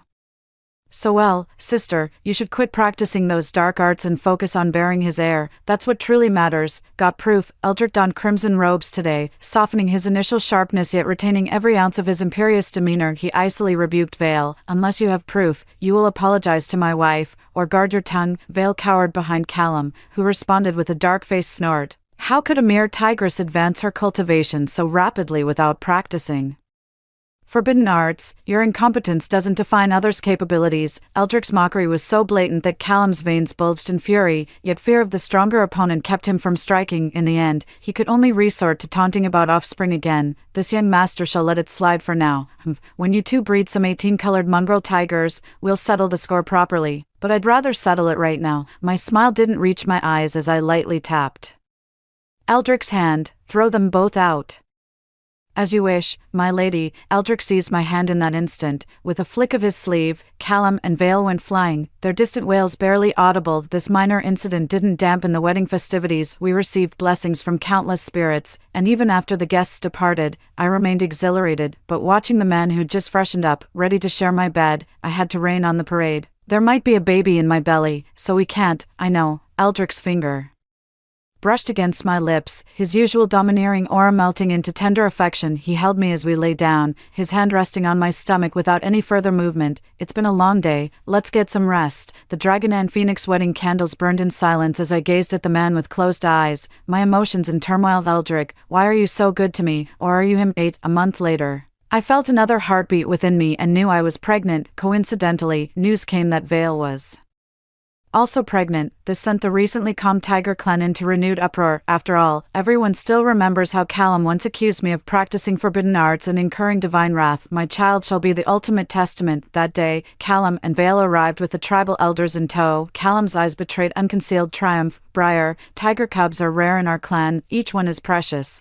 Have the elders examine your cub immediately. For nearly 30 years, our tribe has seen more males than females born, with no new cubs at all. The elders' concern was inevitable, but would Callum truly be this generous? I bowed respectfully to the elders. Briar isn't experiencing any discomfort, so the cub must be developing normally. No need for the elders to trouble themselves. Sister, don't you trust the elders? Let's both get examined by them. Wouldn't that put your mind at ease? When it comes to twisting the truth, Vale takes the crown. Just a few words, and the elders already took a dislike to me. I'm calling you out directly. I trust the elder completely. It's you people I can't stand. Prenatal education matters, and I won't have him seeing ugly faces this early. Sister, how could you say such things? Enough. Vale's teary-eyed expression froze mid-formation as the elder cut her off with a frown. Just a simple bloodline check for the cub. No need for all this chatter. You two come forward together. With the elder's decree, I had no choice but to stand shoulder to shoulder with Vale. As the spell was cast, a beam of white light emerged in the courtyard, emanating from Vale's abdomen, but before me swirled an unsettling grey mist, thick enough to obscure everyone's view. Oh sister, you're not really carrying some freak of nature, are you? How could you not see it clearly? Vale's voice rang in my ears, dripping with shock and smug satisfaction. For once, I didn't retaliate. My expression dazed and distant. I'm absolutely certain the elder's magic contained no tricks or tampering. Normally, a pregnant woman's belly should glow with the same radiant hues as her offspring will bear after birth. Even an 18-colored tiger carries its own light. Then why does mine swirl with nothing but grey mist? So it's true, a godforsaken heretic practicing forbidden arts. Briar, you make me sick. Callum's voice overlapped with memories of my past life, all the grievances and hatred from that existence churning violently in my mind. My venomous gaze fixed upon Callum. If fate cannot be changed, perhaps I should kill him right now. Briar. Suddenly, I was pulled into a warm embrace. It was Eldric. While channeling demonic energy to calm my spirit, he simultaneously flung Callum and his men out of the courtyard. A razor-sharp voice laced with killing intent echoed over the Tiger clan's territory. Trespassers will be slain. 9. Word eventually spread about that day's events, including the ominous grey mist that had risen from my belly. Callum and Vale's faction branded me a wanton traitor to Eldric, claiming my womb carried no tiger cub. That's why their probes failed. Our allies maintained the cub in my womb bore such exalted lineage that those incompetent elders were unworthy to sense its presence. In an instant, all eyes of the Tiger clan were fixed on my belly. Even Toto came running to ask me, "Are you sure it was the white tiger you met that night?" Eldric had already soothed my troubled heart. He also said whatever comes out will be our child. He didn't get angry when Toto asked that. Munching on the dried fruits Eldric baked for me, I shot her a sidelong glance. You picked the candidate, you provided the map, don't tell me you don't know if it's the white tiger. Toto chuckled awkwardly before leisurely pulling out a bamboo shoot to munch on. Good to hear. I've actually bet 100 bamboo shoots that you'd give birth to an ancestral white tiger, so that's why you came to check on me. I couldn't help but laugh in exasperation as I grabbed her big head and gave it a good rub. We'll split the winnings 50-50. All right. Let me go before you scare the white tiger cub. Time passed with Eldrick tending to me and Toto keeping me company, until the day of Vale's delivery arrived. A crowd had gathered outside Callum's cave that day. White tigers were rare enough, but one potentially exhibiting ancestral traits. Everyone wanted to be the first to offer blessings. The ancestral white tiger appears only once every millennium, each time heralding prosperity for our tiger clan. May the tiger deity bless the young mistress with a safe delivery. Indeed, the young mistress must deliver safely, mother and child both. Though demons often quarrel, their hearts remain pure. In life's critical moments, all prayed for Vale's successful childbirth. True to form, Vale lived up to everyone's expectations amidst several tiger roars. Callum emerged to announce Vale had given birth to a pure-blooded white tiger cub. The elders were examining whether it was a primordial white tiger. Eldrick, is there some arcane method to alter the cub's bloodline? I simply can't believe Vale's faint traces of white tiger bloodline could produce a white cub with an 18-colored tiger, unless Callum resorted to forbidden arts again. Arcane arts won't suffice, but a sacrifice will. Eldrick took 2 steps toward the ancestral lands, his gaze profound, his words dripping with lethal intent. Just as I was about to ask if he'd found something, Callum stepped in front of me. His face bore undisguised malice. Briar, you and Vale got pregnant around the same time. How come she's already given birth while you're still showing no signs? Did you deliberately get rid of it to cover something up? His loud voice instantly drew everyone's attention. Feeling even more pleased with himself, he burst into laughter. Briar, if you kneel and kowtow begging for mercy now, I might consider leaving you and that bastard in your womb with intact corpses. I'd rather die than bow to a wife-murdering, child-killing monster. I snarled at him with such venom that my eyes nearly burned with hatred. Callum's pupils contracted as he lunged for my shoulders. You actually came back too. How dare you? Eldrick naturally wouldn't let Callum near me, shielding me just in time, but as he was about to strike, I gripped his arm tightly. I'm going into labor. 10. Hearing my agonized cry, Eldrick immediately abandoned Callum and swept me into his arms, carrying me to the nearest cave where torrents of demonic energy surged into my body. Briar, how are you? What can I do to help? The normally composed and dignified man was now visibly distraught, his face etched with urgent concern. No need. I revealed my true form and gently patted his hand in reassurance. Our child is well behaved. He won't cause his mother any suffering. As the words faded, the cub emerged. A woo, a tender tiger's roar echoed forth, and instantly the gloomy skies cleared into brilliant sunshine, with auspicious clouds drifting across the azure expanse. Every member of the tiger clan could feel a benevolent demonic energy gently sweeping over them. Is this a primordial white tiger? I gazed in awe at the little creature's full coat of shimmering silver fur. Mother, father. The cub opened his round, sparkling eyes and called out affectionately, his soft voice melting my heart. Holding him felt like soaking in a warm spring, the happiness so overwhelming it brought tears to my eyes. Don't cry, Briar, you've worked hard. Eldrick gathered both me and the cub into his embrace, planting gentle kisses on each of our foreheads. For a moment, the cave was filled with tender warmth, but family time was always fleeting. The commotion of the ancestral white tiger's birth had inevitably alerted the other tigers outside. The moment I stepped out carrying the cub, several elders surrounded me with lightning speed. By the tiger god's grace, to witness a primordial white tiger's rebirth in my lifetime. Praise the tiger god. You've done well, Briar. Impossible, absolutely impossible. How could Briar possibly give birth to a primordial white tiger? Amidst the harmonious atmosphere, Callum's furious voice suddenly cut through like a discordant note. His bloodshot eyes glared at me with such malice that he resembled a demonic creature. You shall not disrespect the atavistic white tiger. An elder shot Callum a withering glare. The elders and I have examined it. That cub of yours with Vale is no true white tiger, just a motley coated impostor with 18 garish stripes. Out with it, Callum. What vile deed earned you the god's contempt? What if the bastard's actually a patchwork tiger himself? I stared down Callum with icy disdain, my quiet words striking like thunder this time. It was his turn to endure the mocking gazes of the crowd. Utter nonsense. Callum teetered on the brink of rage, his breathing growing labored.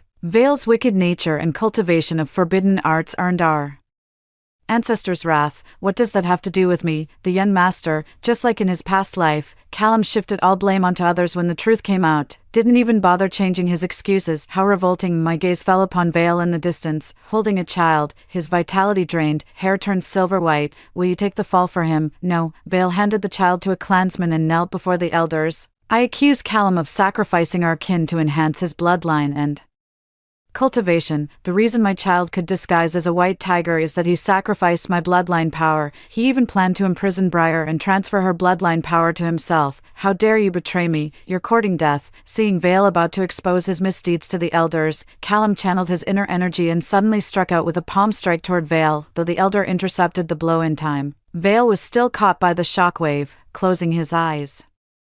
Unwillingly, now who can prove that this young master is the 18-colored tiger? 11, I can. Before I could speak, Eldrick beat me to it. He glared at Callum with undisguised contempt, as if looking at filth. A mongrel with demon blood dares to claim leadership of our tiger clan. Have you grown too comfortable and forgotten your place? Silence. Callum panicked completely this time, launching a desperate attack at Eldrick, even revealing his true form in the process, a magical tiger with 18-colored fur. It's actually a patchwork-furred tiger. What's wrong with patchwork fur? The real issue is it's a demon beast, not just the other tigers. Even I was stunned. I always thought Callum was making deals with demons, only to realize now that he is the demon himself. Can Eldrick even defeat him? Of course he can. With a mighty roar, Eldrick transformed into the exact same white tiger I encountered that night. Leaping into battle with majestic ferocity, the battle ended in under 15 minutes, with Callum's lifeless body crashing heavily to the ground. The tigers then bowed deeply before Eldrick. Hail the Tiger King. Eldrick, no, the Tiger King, motioned for them to rise, shifting back to human form as his gaze turned toward me. I cradled the cub and turned to leave without another word. Didn't you figure out his identity ages ago? Why the anger?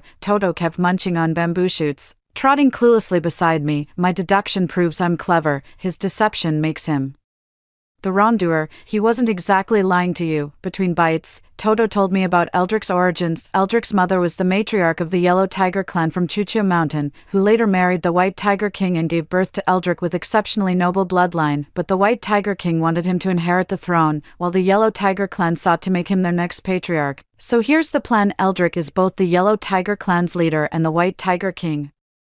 They're actually the same person. Then how could he be trapped in the clan's forbidden grounds? This matter, perhaps your husband should explain it to you personally, my lady. In the blink of an eye, Toto had already fled with her cub, leaving only Eldrick flashing that devastating smile at me. Turns out, 20 years ago when Eldrick returned from his travels, he accidentally discovered his foster brother's lover was a demon tiger who'd given birth to a cub. Blinded by love, his foster brother not only kept his partner's secret but allowed her to use sacrificial magic to disguise the cub as a white tiger. Several of our kin had already fallen victim by then. In my fury, I fought the demon tiger, only for my foster brother to betray me the moment I struck the killing blow. To secure Callum's standing in the tiger clan, he used sacred white tiger blood to cast an ancient seal. Unless a maiden of purest white tiger lineage bonded with me, I'd remain trapped eternally. Thus, I'd be a Tiger King in name only, heirless, while Callum became the sole royal successor.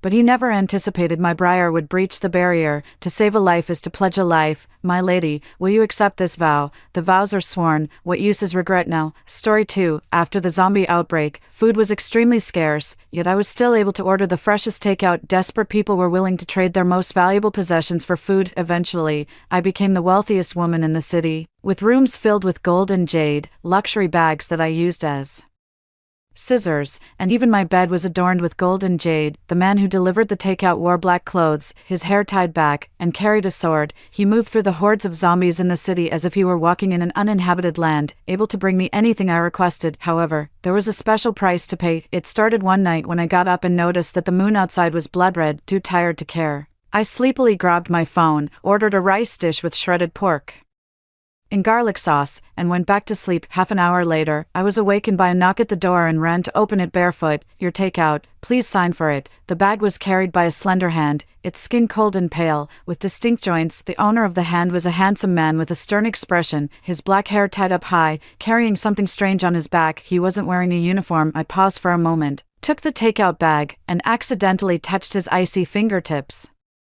It's mine. The man's gaze fell on my face, his ink-black eyes slightly narrowed, and he smiled faintly. Miss Laura, enjoy your meal. See you next time. After he left, I went to the window and stared at the blood-red crescent moon in the night sky, feeling uneasy for some reason. 3 years ago, after being falsely accused by my stepmother of stealing money, my father kicked me out of the house. Now I live alone on the other side of the neighborhood, in the house my mother left me. As I stood by the window. I was about to go back to the table to eat when suddenly a piercing scream came from below. Startled, I pushed open the window and looked down. Under the flickering streetlight, a person lay on the ground, possibly drunk, surrounded by 3 others. Moreover, there were small groups of people wandering around the neighborhood, making it unusually lively. This was highly unusual. This is an old neighborhood completed over 20 years ago, mostly inhabited by elderly residents, usually. After 10 at night, there are hardly any people around. As I wondered, the 3 people under the streetlight suddenly seemed to sense something and looked up. A scream stuck in my throat. I barely managed to keep from shouting, but my back was already drenched in cold sweat. Those 3 were no longer human. They were 3 gray-faced, blood-stained monsters, chewing on the remnants of organs in their hands. And the person I thought was drunk had already been disemboweled. They were zombies. Yesterday during the day, a highly contagious and severe virus swiftly swept through the entire city. The infected turned into gray-faced monsters with sharp teeth, incredibly strong and fast, biting any living person they saw, just like the zombies described in movies. After being bitten by a zombie, a person would turn into one within half an hour. I spent several hours on my phone in my room, coming to this conclusion. It was already daylight, but the blood-red moon still hung in the sky, casting a gloomy light over the world. After witnessing several scenes of people going out for food and being bitten to death by zombies from my window, I couldn't stand it anymore and abruptly drew the curtains shut. Back in the living room, I paused abruptly as I passed the dining table. Something was off. The city was already swarming with zombies last night, so how did that man manage to deliver my takeout? The Yusiang pork rice was still on the table, thoroughly cold by now, after microwaving it for 2 minutes. It filled the air with a rich aroma. It was a freshly made, real dish of mixed rice. But how did it get here? Countless theories flashed through my mind as my heartbeat quickened. I grabbed my phone and ordered another dish from a food delivery app. Cold pot skewers, great. The restaurant accepted the order, great. The rider has picked up the food, great. Your order will arrive in 500 meters. I rushed to the window, staring fixedly at the distant gate of the complex. After what felt like an eternity, a tall figure in a black trench coat appeared at the gate, his long black hair tied back in a ponytail. He walked towards me, seemingly oblivious to the zombies wandering around the complex. Suddenly, 2 zombies turned sharply and collided with him head-on. My heart raced, but then I saw the man step back abruptly and draw a long, sharp sword from behind his back. With a swift motion, he decapitated one of the zombies. It turned out he was carrying a sheathed longsword.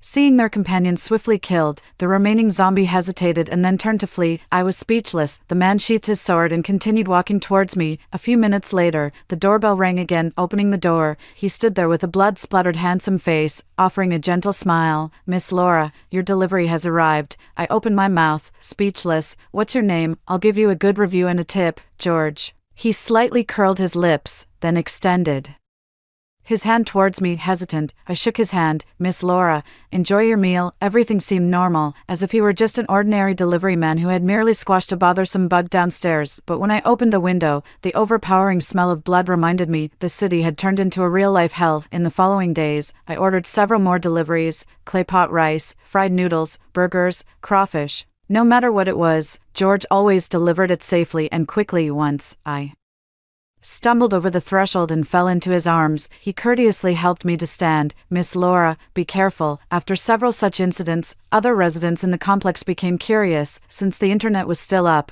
they started asking in the residents group chat about the man in black. "Why don't the zombies bite him? I noticed he's always carrying something. Seems like he's making deliveries. Who's he delivering to? I'll pay 10 times the price for him to bring a bag of rice to our place. We're running out of food." Amidst the clamor, I tentatively sent a message. "Why don't you guys order some takeout?" "Laura, have you lost your mind? Who's going to deliver during these times?" A ghost. Before anyone else could respond, the brother brought by my stepmother had already started mocking me coldly in the group chat. Following his lead, the others also spoke in a rather unfriendly tone. "What's with the weird suggestions? And ordering takeout? Why not go out to eat yourself?" I think she's doing it on purpose. I've heard from Stella before that her elder daughter is really spiteful. She deserves to be kicked out by her dad. Damn it, I hope you all starve. That would serve you right. I closed the chat group in disgust and ordered a roast duck meal. About half an hour later, George appeared at my doorstep, repeating the same phrase he had used several times before. "Miss Laura, enjoy your meal. See you next time." I eyed him from head to toe briefly, then suddenly grabbed his wrist and pulled him inside, swiftly closing the door. George staggered slightly but steadied himself and looked down at me. Only standing close did I realize how tall he was. I'm nearly 170 centimeters, and he was still a head taller than me. His gaze was light but somehow oppressive. "Don't leave just yet," I hurriedly said. "Could you take me out? I'll tip extra." George smiled. "Miss Laura, how much do you think you need to tip to hire me?" I was momentarily at a loss for words. Pretending to be clueless now would be underestimating him too much. "If you can take me out, I'll give you all the gold in my jewelry box, which is about," I paused, calculating, "100 grams, no need." George's eyes met mine, slowly drifting down to rest on my lips. "I can take you out, but I need a special kind of payment." "What kind of pa?" Before I could finish, George suddenly grabbed my chin and lowered his head. The next second, a burning kiss landed on my lips. This man had a very stern face, but the kiss that fell was scorching and sudden. I froze for a second, then suddenly covered my mouth and stepped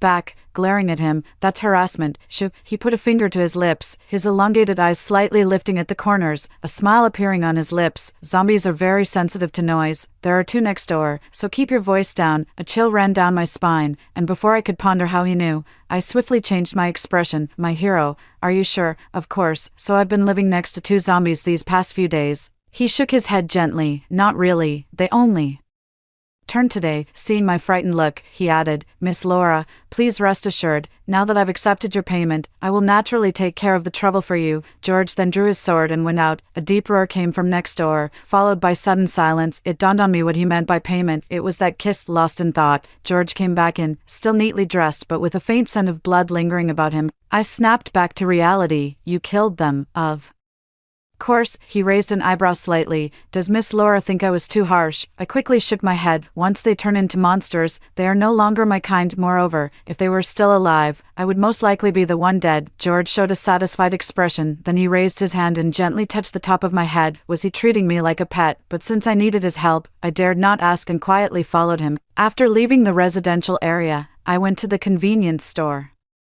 at the entrance and filled a big bag with sanitary pads, then went to grab other items, perhaps because no one dared to come out. The convenience store was stocked full with goods, yet there was not a single person around. The only zombie that used to be a store clerk was pierced through by George's sword as soon as he entered. Sleep pants, toothpaste, underwear, soap, lubricant. I forced myself not to look at the bloody counter, muttering to myself while stuffing items into the bag. Suddenly, stopping upon seeing a certain label, turning my head, George, who was following me with his sword, turned his face away, his earlobes flushing red. "Cough, I'll go grab some food." I handed him the items and went to another row of shelves to pick out a bunch of my favorite instant snacks and even grabbed a few fresh fruits. Finally heading home with a heavy load of supplies, George stopped at the door. "Escort mission over, Miss Laura. See you tomorrow." Before leaving, his gaze unintentionally swept over my lips, and I suddenly remembered the burning touch of that kiss, abrupt and impolite, but in such a perilous apocalypse, it added a touch of lingering warmth and sentiment. The most crucial thing was, he said "see you tomorrow." It had been a long time since anyone had said that to me. Sitting on the sofa with a piece of toast, I spaced out for a while, then took out my phone. Probably a lot of people saw me with George and started buzzing in the residents' group chat, wildly speculating about who he was and why he wasn't afraid of zombies. Some people recognized me and added me as a friend, wanting to get his contact information. Amidst the noise, my dad's message stood out. "Laura, bring over the stuff you got, bring more food, and, who is that man? Have him take you out again. Your mom and your brother want fruit." This was the first message from him since we had a big fight 3 months ago. His commanding tone made me laugh. "Why should I? Do you think you deserve it?" I simply lifted my phone and took a picture of the table full of supplies, and sent it over. "I indeed have plenty of stuff, fruits too, but I'd rather let them rot than give them to you. Laura, how could I have raised such a selfish ingrate?" He cursed vehemently. "You should have been drowned at birth. You're no better than an animal." The string of obscenities that followed were unbearable, unthinkable words to say to one's own daughter. I didn't want to see any more, and simply blocked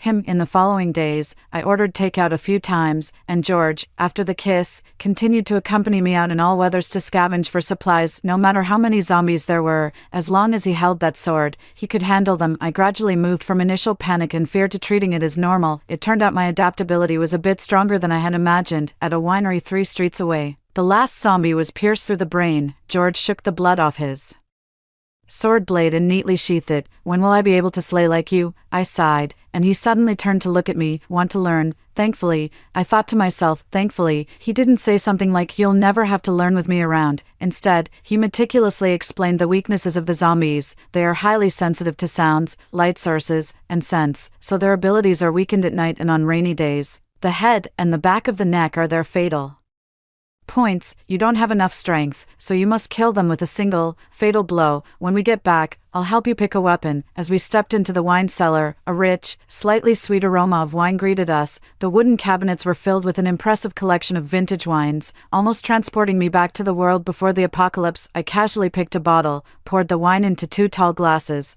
and handed one to George. Here's to being alive. George smiled, gave me a deep look, and said, cheers.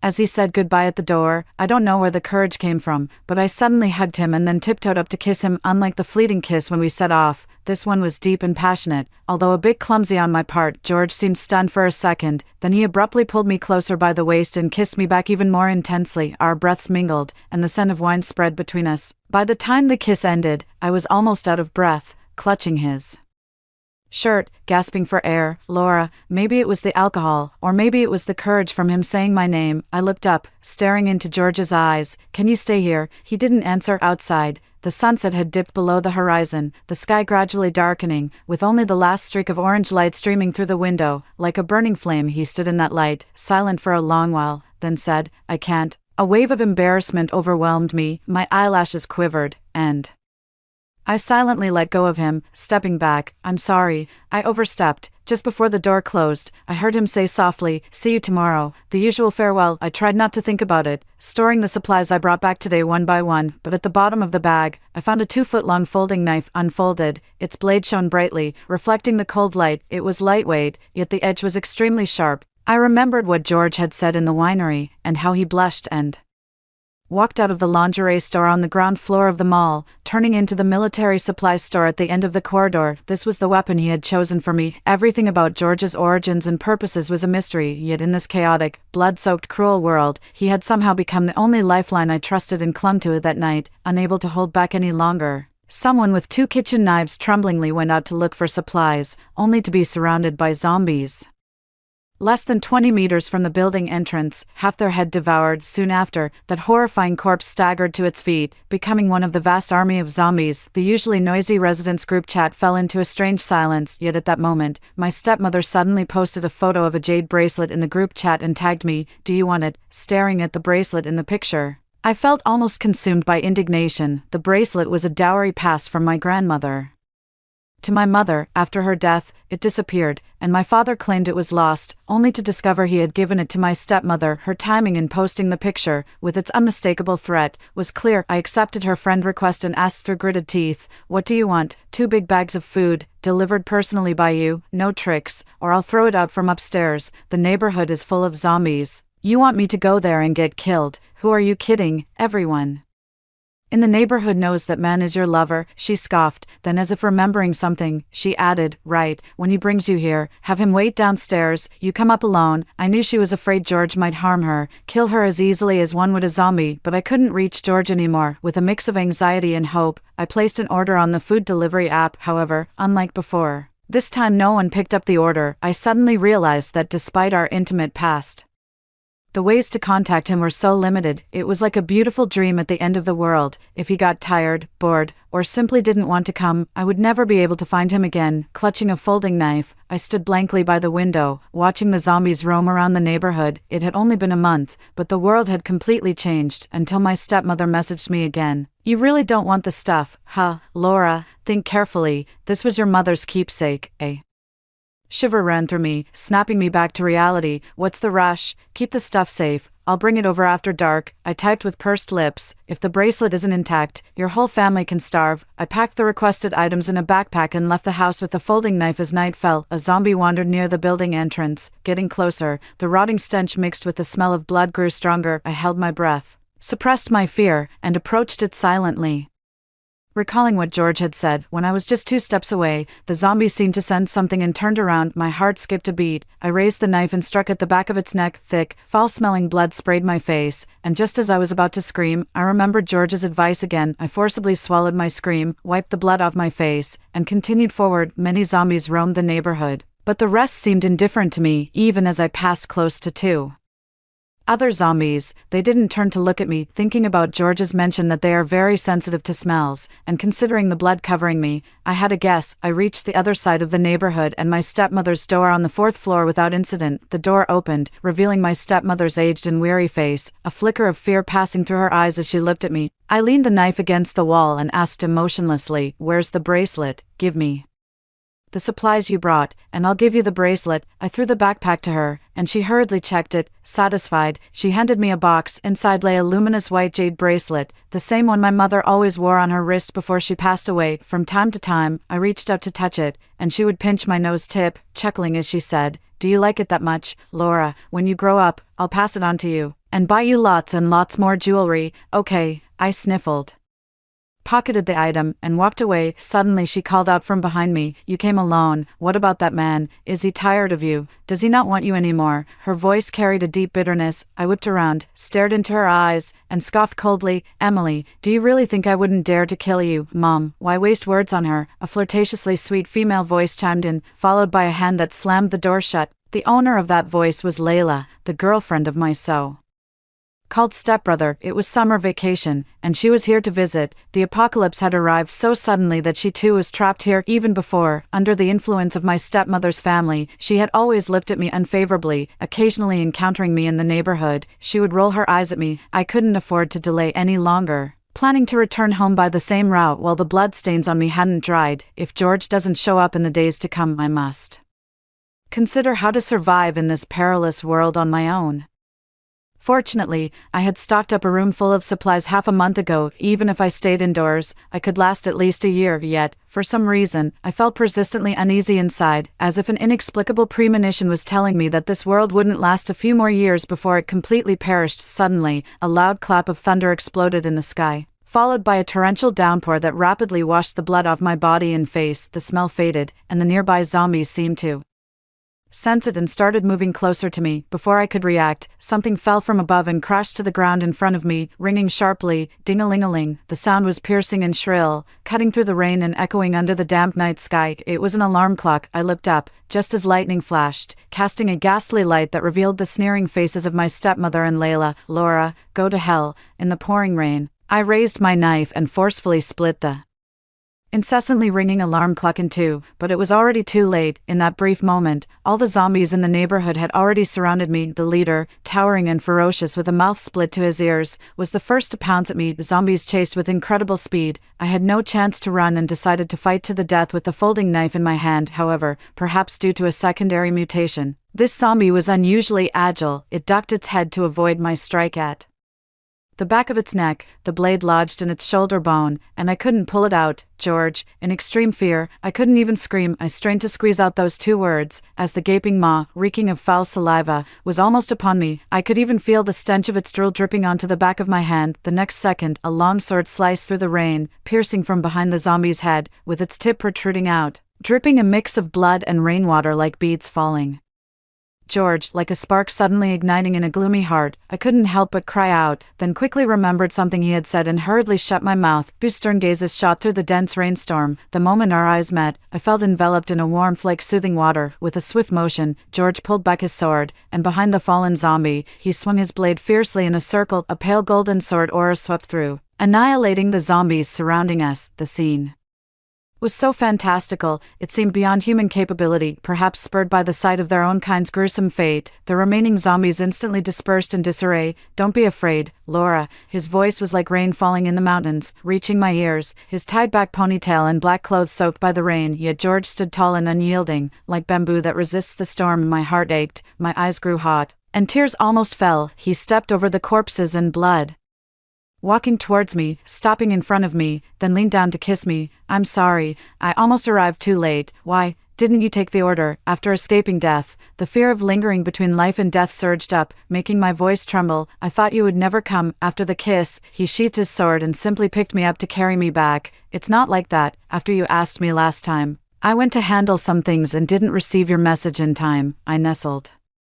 in his arms, listening to his apology again. I'm sorry, Laura, why are you apologizing to me? I bit my lip, deciding to ask directly, George, what is your background? Why do you know so much about the weaknesses of zombies and possess such abnormally high combat abilities? You might have guessed it, I'm not from this world. How did you come here then? George continued walking, passing through the pathway in the green belt to the building where I lived, because you ordered those deliveries. Briefly opening the passage, the warmth from our bodies, clothed in layers, accelerated my heartbeat uncontrollably. I suddenly asked, why did you kiss me initially? The arm holding me stiffened slightly. The next second, he stepped inside the building. The sound of the rain blocked out, and the world suddenly quieted down. After a while, George finally said, because you are the link between two worlds. I can't stay here too long, but the deeper our contact, the longer I can remain.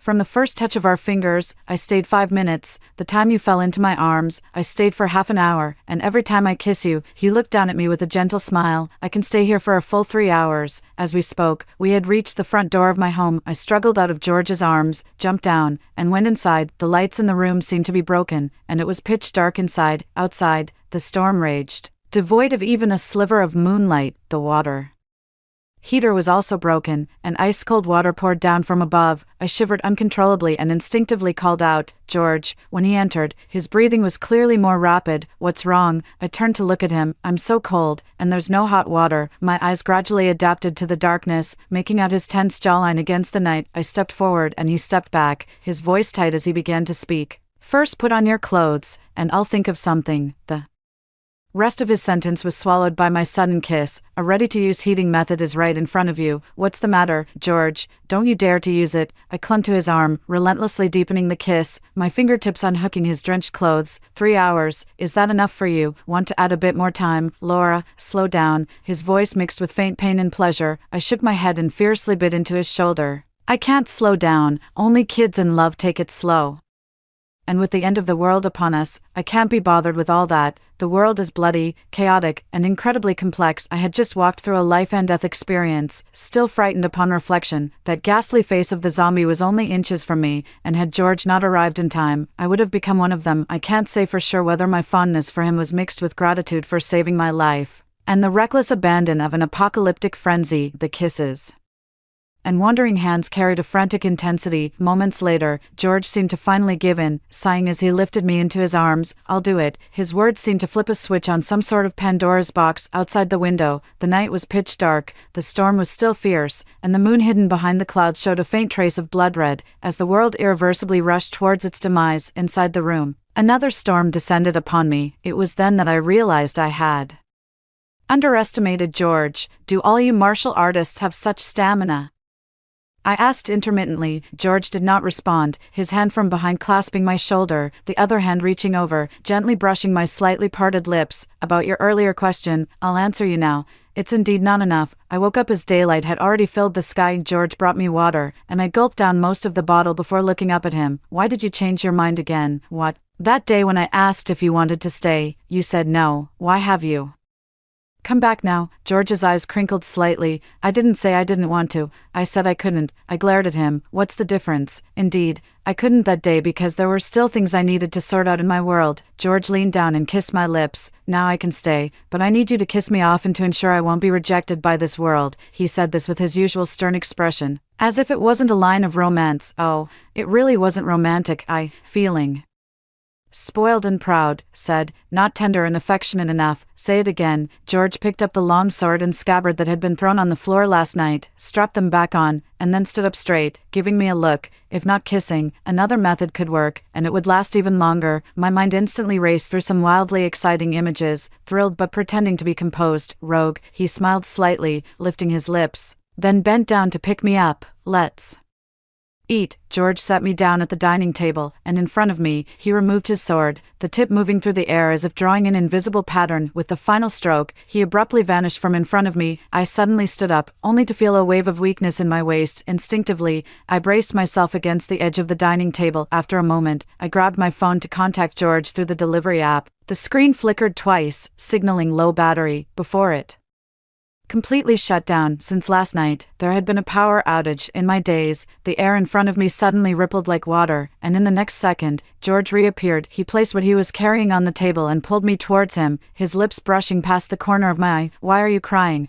It turned out I had been crying. I sniffled. "You disappeared so suddenly. I thought it was going to be like last time, that you wouldn't come back." George's arms tightened suddenly around my waist. "I won't leave again. I just went to get some food for you." He opened the meal box, pulled out some chopsticks, and handed them to me. A curious thought struck me. "So, in your world, are you actually a delivery guy? What kind of place is it where delivery people can travel between worlds and possess such impressive martial skills?" Before I could finish, George kissed me, his forehead pressed against mine, his voice hoarse. "If you're not hungry, we could do something else." I quickly focused on eating my meal. After eating and drinking my fill, I was about to take George out to settle accounts with my stepmother when there was a sudden knock at the door. Upon opening it, a beautiful yet haggard face appeared, speckled with traces of blood. I remembered she lived on the top floor, a single mother with a child, Miss Laura. I saw in the group chat before the blackout, "Can I exchange food here with a jade bracelet?" She looked at me cautiously, holding out a wooden box. "I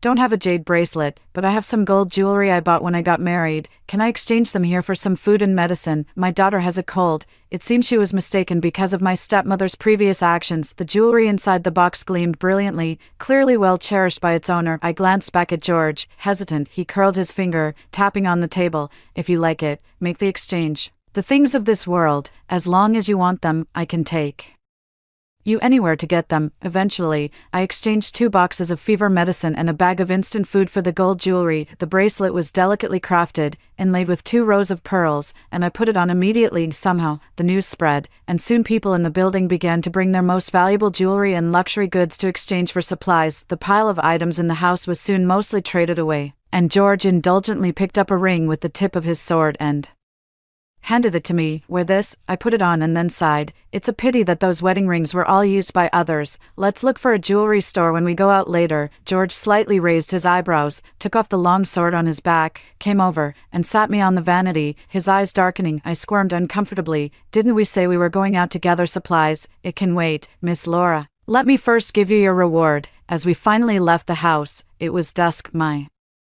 folding knife had jammed in a zombie's shoulder blade last time and was ruined, so George simply handed me his sword. I gripped the sword handle, looking at him with some unease. I asked, "You gave me your weapon, but what will you do?" "I don't need a weapon to deal with this." Despite his words, I quickly sensed something was off as we left. "George, have you noticed?" I bit my lip, eyeing the monster that was rapidly charging towards us from not too far away. "It seems like the zombies have mutated, becoming stronger." George casually lifted his hand, unleashing a slender golden arc of sword energy that decapitated the zombie, which collapsed with a thud. He turned back to look at me, his eyes carrying a strange expression. "This is the necessary path of evolution." Evolution. He didn't elaborate, just squinted slightly and looked past me. Turning around, I saw that not far behind us, quite a few people were carrying weapons like kitchen knives and baseball bats, following us.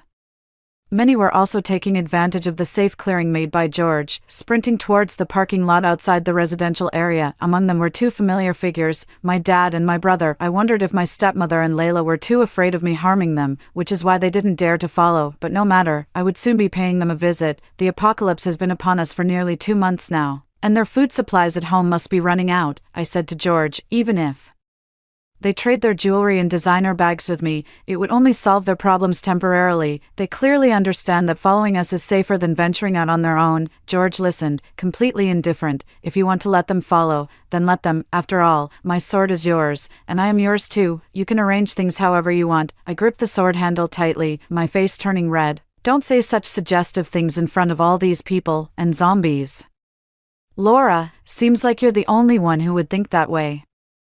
George casually dispatched 3 more zombies that lunged at us, then looked back and smiled. Well, I think I'll give you a nickname, Fancy. Eventually, we reached the largest mall 2 streets away. I even found 2 shopping carts, loaded them full of food and household supplies, and pushed them down to the jewelry floor. In the face of the apocalypse, these once exceedingly expensive items were scattered messily across the counters and floors, no longer sought after by anyone holding several bags filled with gold, silver, and gemstones. I joined George at the wedding ring counter. The entire city was without power, and the mall was no longer as brightly lit as before. Next to the counter, a disfigured corpse lay on the ground, emitting waves of foul smell. In this eerie and terrifying scene, George patiently helped me pick out a pair of rings, then we put them on each other, looking at his clearly defined, slender hand stretched out in front of me. I suddenly said, sometimes, I really don't know whether to hate the changes in this world or be grateful for them. If there were no zombies, humanity would still be living a simple, convenient modern industrial life, but if it weren't for the outbreak and drastic changes caused by the zombies, I would have spent my life in dull mediocrity. Never meeting George, seeing me lost in thought, he grasped my chin and kissed me, whispering between my lips, don't think too much. Whether you hate or appreciate it, the world's trajectory will only move forward. When we left the mall, many people who didn't have cars, even ignoring their not yet collected supplies, hurriedly followed us. After all, without George, the journey back would be fraught with peril. Turning around the street corner, suddenly, from a pharmacy nearby, came the shrieking of zombies and a terrifyingly familiar human scream. Ah, help, help! The glass of the storefront window shattered before us. Suddenly, a figure burst forth. It was my dad. Behind him were 2 zombies, furiously devouring the mutilated body of my younger brother, whose face still bore traces of disbelief and panic. Upon seeing George and me, a glimmer of recognition flashed in my dad's eyes, and he sprinted towards us. Laura, it's Dad. Hurry, save me. Son-in-law, son-in-law. I'm Laura's dad, your father-in-law. Another zombie was already lunging at him from behind, pinning him to the ground with its enormous, sharp claws. A gaping maw opened above his head, and my dad desperately held it off with a baseball bat, his face contorted with effort. Laura, save me quickly. I looked at him expressionlessly. Didn't you call me a thankless wretch, a beast? So why do you need this beast to save you now? Dad was wrong. I misspoke. Laura, you've always been my good daughter. Cut it out. My gaze turned cold. Isaac, do you really think I don't know how my mom died?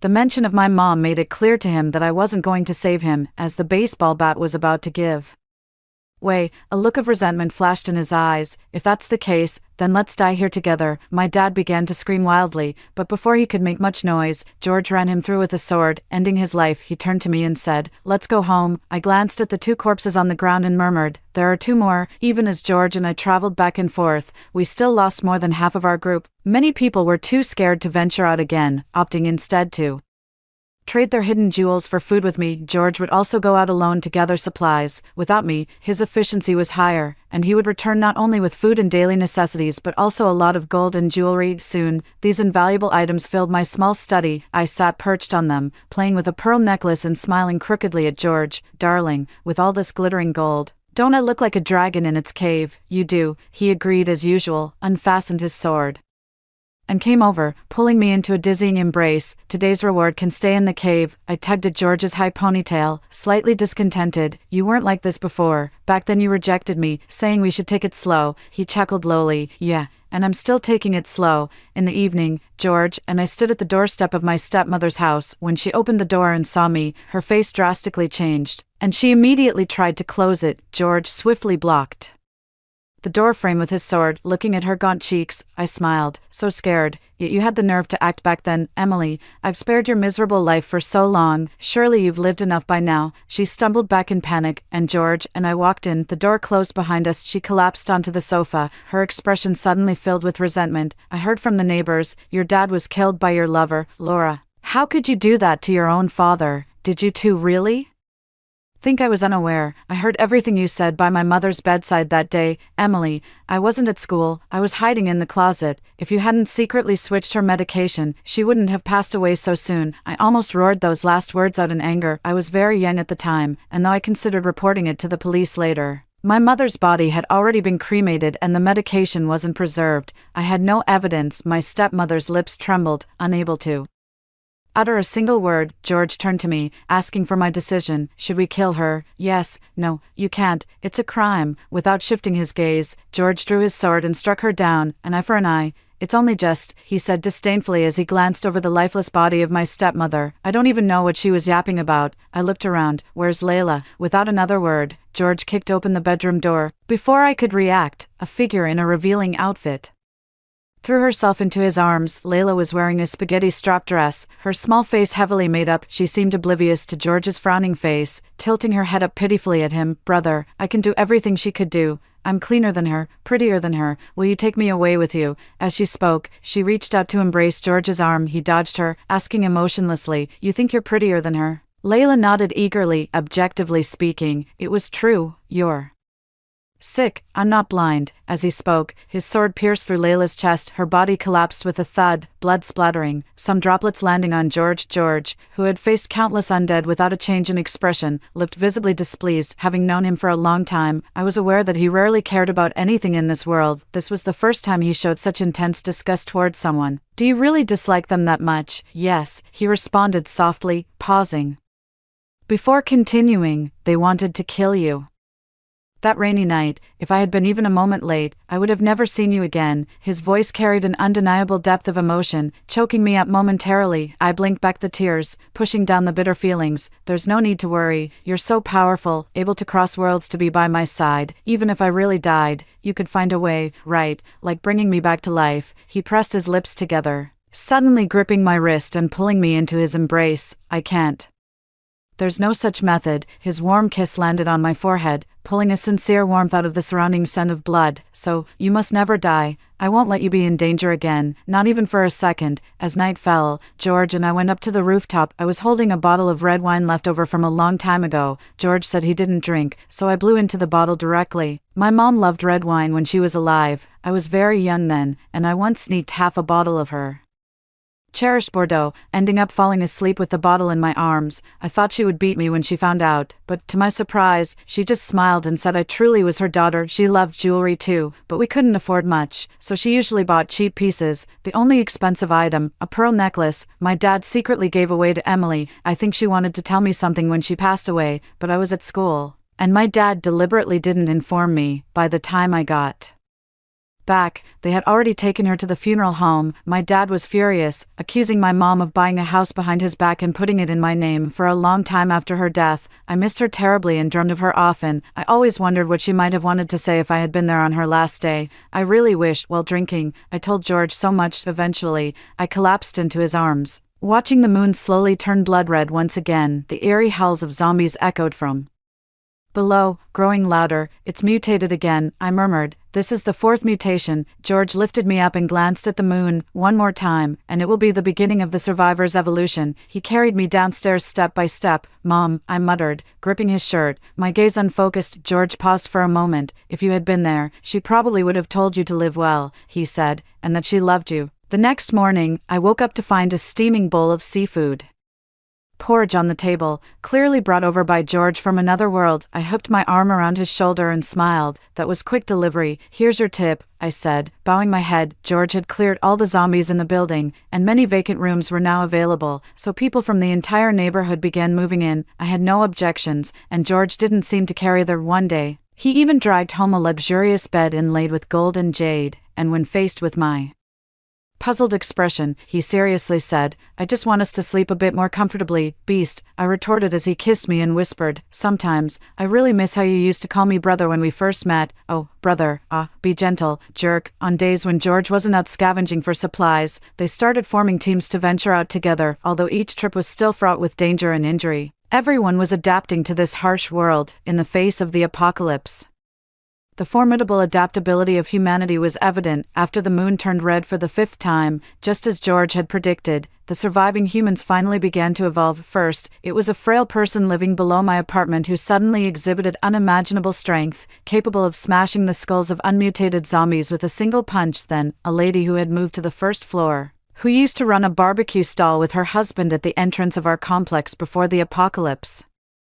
After losing her husband to the zombies, she had gained the ability to defend herself. A bizarre thought crossed my mind. As the zombies evolve, humans are also evolving. George, do you feel like this is some sort of experiment the world is conducting on humans? He paused as he was cleaning his sword, then said, it's a selection. Every once in a while, the rules of the world break and reassemble. At the intersection of these rules, the world undergoes changes, filtering out the beings that are suited to live under the new rules. I don't know if it was because of the red moon, but my body also seemed to undergo some strange changes. My hearing became exceptionally sharp, and my mild nearsightedness corrected itself. That afternoon, I suddenly craved pineapple shrimp balls, so George, ever so willing, went back to his own world to buy something for me. When the tip of the sword sliced through the air again, the pattern that should have been colorless and invisible suddenly blossomed into a faint golden glow before my eyes. I had been leaning against the headboard, but I sat up straight in surprise. Isn't this thing supposed to be invisible? How come it suddenly has color? George stiffened, then abruptly turned to look at me. You can see it?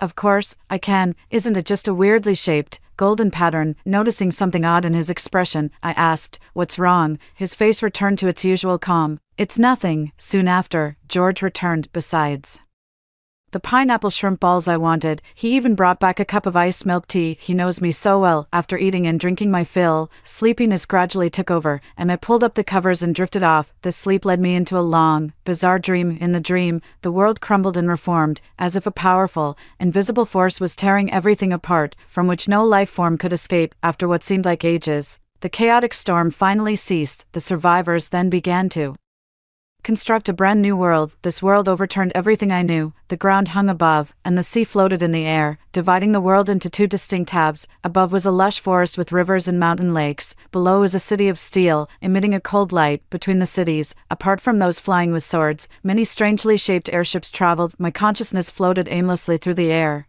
eventually arriving at a grand building in the center of a city, and then I saw George. He was dressed as usual, in black clothes and with his hair in a ponytail. He held a sword and leaned against the wall emotionlessly. Facing him was a man in a red robe, who was angrily rebuking him. George, since the rules have been restructured, rarely have we had such an emotionally rich subject. Since the portal is with you, you should bring her back quickly so we can explore the secrets of the ancient humans. She is not a subject. George looked up, his gaze icy. Humanity losing its emotions is both a result of the world's evolution and a choice made by humans themselves.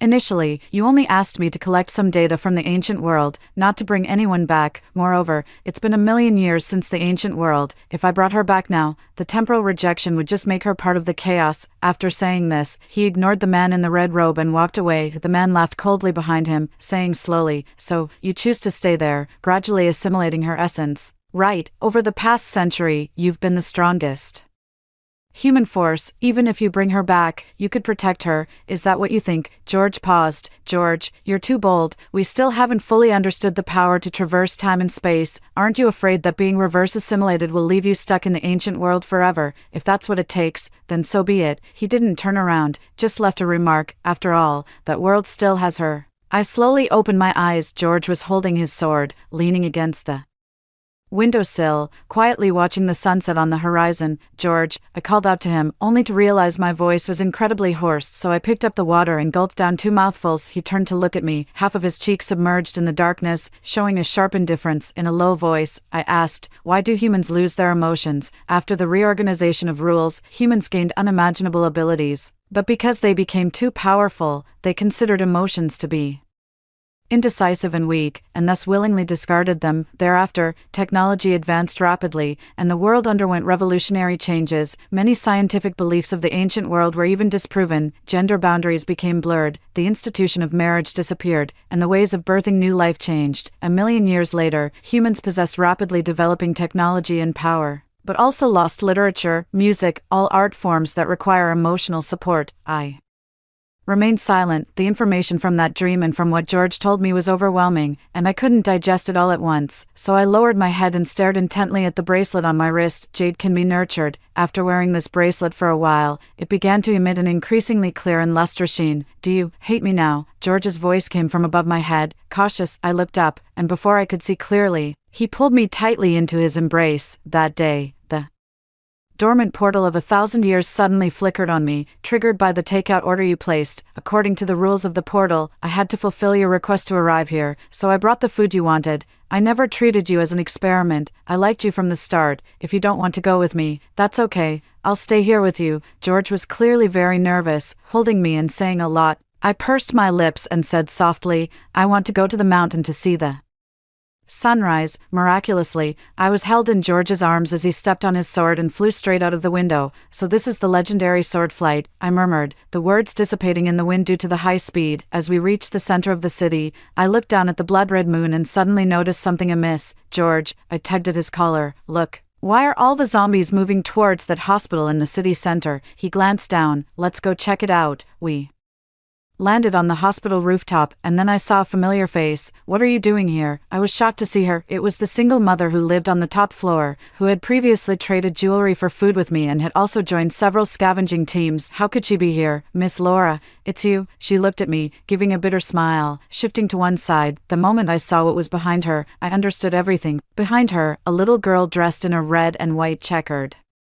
dress sat in the corner, tightly bound, emitting muffled cries. Her once sweet and adorable face had turned ashen gray and horrifyingly grotesque. Had she not been securely tied up, she might have been the first to pounce on her mother. Half a month ago, my daughter had a fever that wouldn't subside no matter what I tried. They said there was a machine imported from abroad at the central hospital that might cure her, so I brought her here. But there were too many zombies in the hospital, and my daughter was bitten. This is what happened. But why are all the zombies in the city moving this way? I asked. Puzzled, she shook her head blankly, while George explained, it's because of the red moon. Her daughter is undergoing mutation. If the mutation is successful, she will become the zombie queen of this city. I looked at him in shock. George gripped my hand tightly and continued, however, the zombie queen is very strong and comes with evolved abilities. This rope is unlikely to hold her. If she succeeds in mutating, you will be the first she bites, I urgently said. Then you shouldn't stay here. Let me and George take you home. No need, Miss Laura. The woman's voice was gentle yet resolute, and meeting her sad eyes, I felt as if someone had choked me, stopping my voice abruptly. I am very grateful for the supplies you gave me last time. They helped me and my daughter get through the toughest time, Miss Laura. I actually knew your mother when she and your father first moved here. I was still in elementary school. One day, after I had a fight with my family, she even took me home for dinner. If she were here today, she would make the same choice as me. She turned her head, her gaze full of love as she looked at her daughter, now turned into a zombie. From the day my daughter was born, I've had the duty to protect her, even now that she's become a zombie, Miss Laura. I know you and your boyfriend have abilities beyond ordinary people's reach. Don't worry about me anymore. You should leave. Her voice was filled with determination. I lowered my eyes, my heart nearly swallowed by sorrow. George held my shoulder, stepping onto the flying sword. Let's go. As we flew a little away, I looked back. She had returned to her daughter's side, sitting close to her, her head gently resting against hers. Under the blood-red moonlight, she softly sang, the best people are destined to come into one's life. An all-in gamble of obsession, a wave of indescribable pain surged in my heart, unresolvable, and I could only grip George's hand tightly. This is something that the people of the future regard as a burden, because my hearing is particularly sharp. Even though we flew far away, the faint sound of singing still reached my ears. Crossing time, there's no more separation. There will always be hardships, even if they are lies. The singing abruptly stopped with a loud bang, seemingly the sound of a hospital's rooftop door being smashed open. The next second, a loud roar echoed through the city's night sky. So, did the zombie queen's mutation succeed? I asked George. He nodded. Ordinary zombies don't make such sounds. I then fell silent. Perhaps the daughter, now a zombie queen, could finally protect her mother. As dawn broke, George and I reached the top of a mountain on the outskirts of the city. The blood-red moon had gradually faded, and the sky was rolling with white mist, with a hint of golden light seeping through. Standing side by side with George, I suddenly asked, why did you fall for me? In others' eyes, you're unimaginably strong, and I'm weak and helpless. If you hadn't appeared, I probably would have died when the first wave of zombies appeared, but you didn't die, George said. Laura, you got one thing wrong. It's not that I fell for you, it's the precious emotion, lost by mankind for 1,000,000 years, that I found again in you. Strength doesn't mean everything, and I don't see you as weak, in any time and space. Having sincere and passionate emotions is a precious thing. Humans no longer have emotions, but at least I have you. After he said this, the rising sun finally broke through the fog. Golden red light pierced through the clouds, enveloping the city and spreading over to us. I whispered, take me away, George. Let's go to your world. Epilogue. Golden patterns were outlined one stroke at a time by the tip of a sword. Just before the final stroke, George took my hand. It was a strange sensation, like being engulfed by an endless deep sea, yet speeding forward, the aura emanating from around us blocked all negativity. After an indeterminate amount of time, George's voice echoed in my ear again. Laura. I opened my eyes to see a suspended ocean.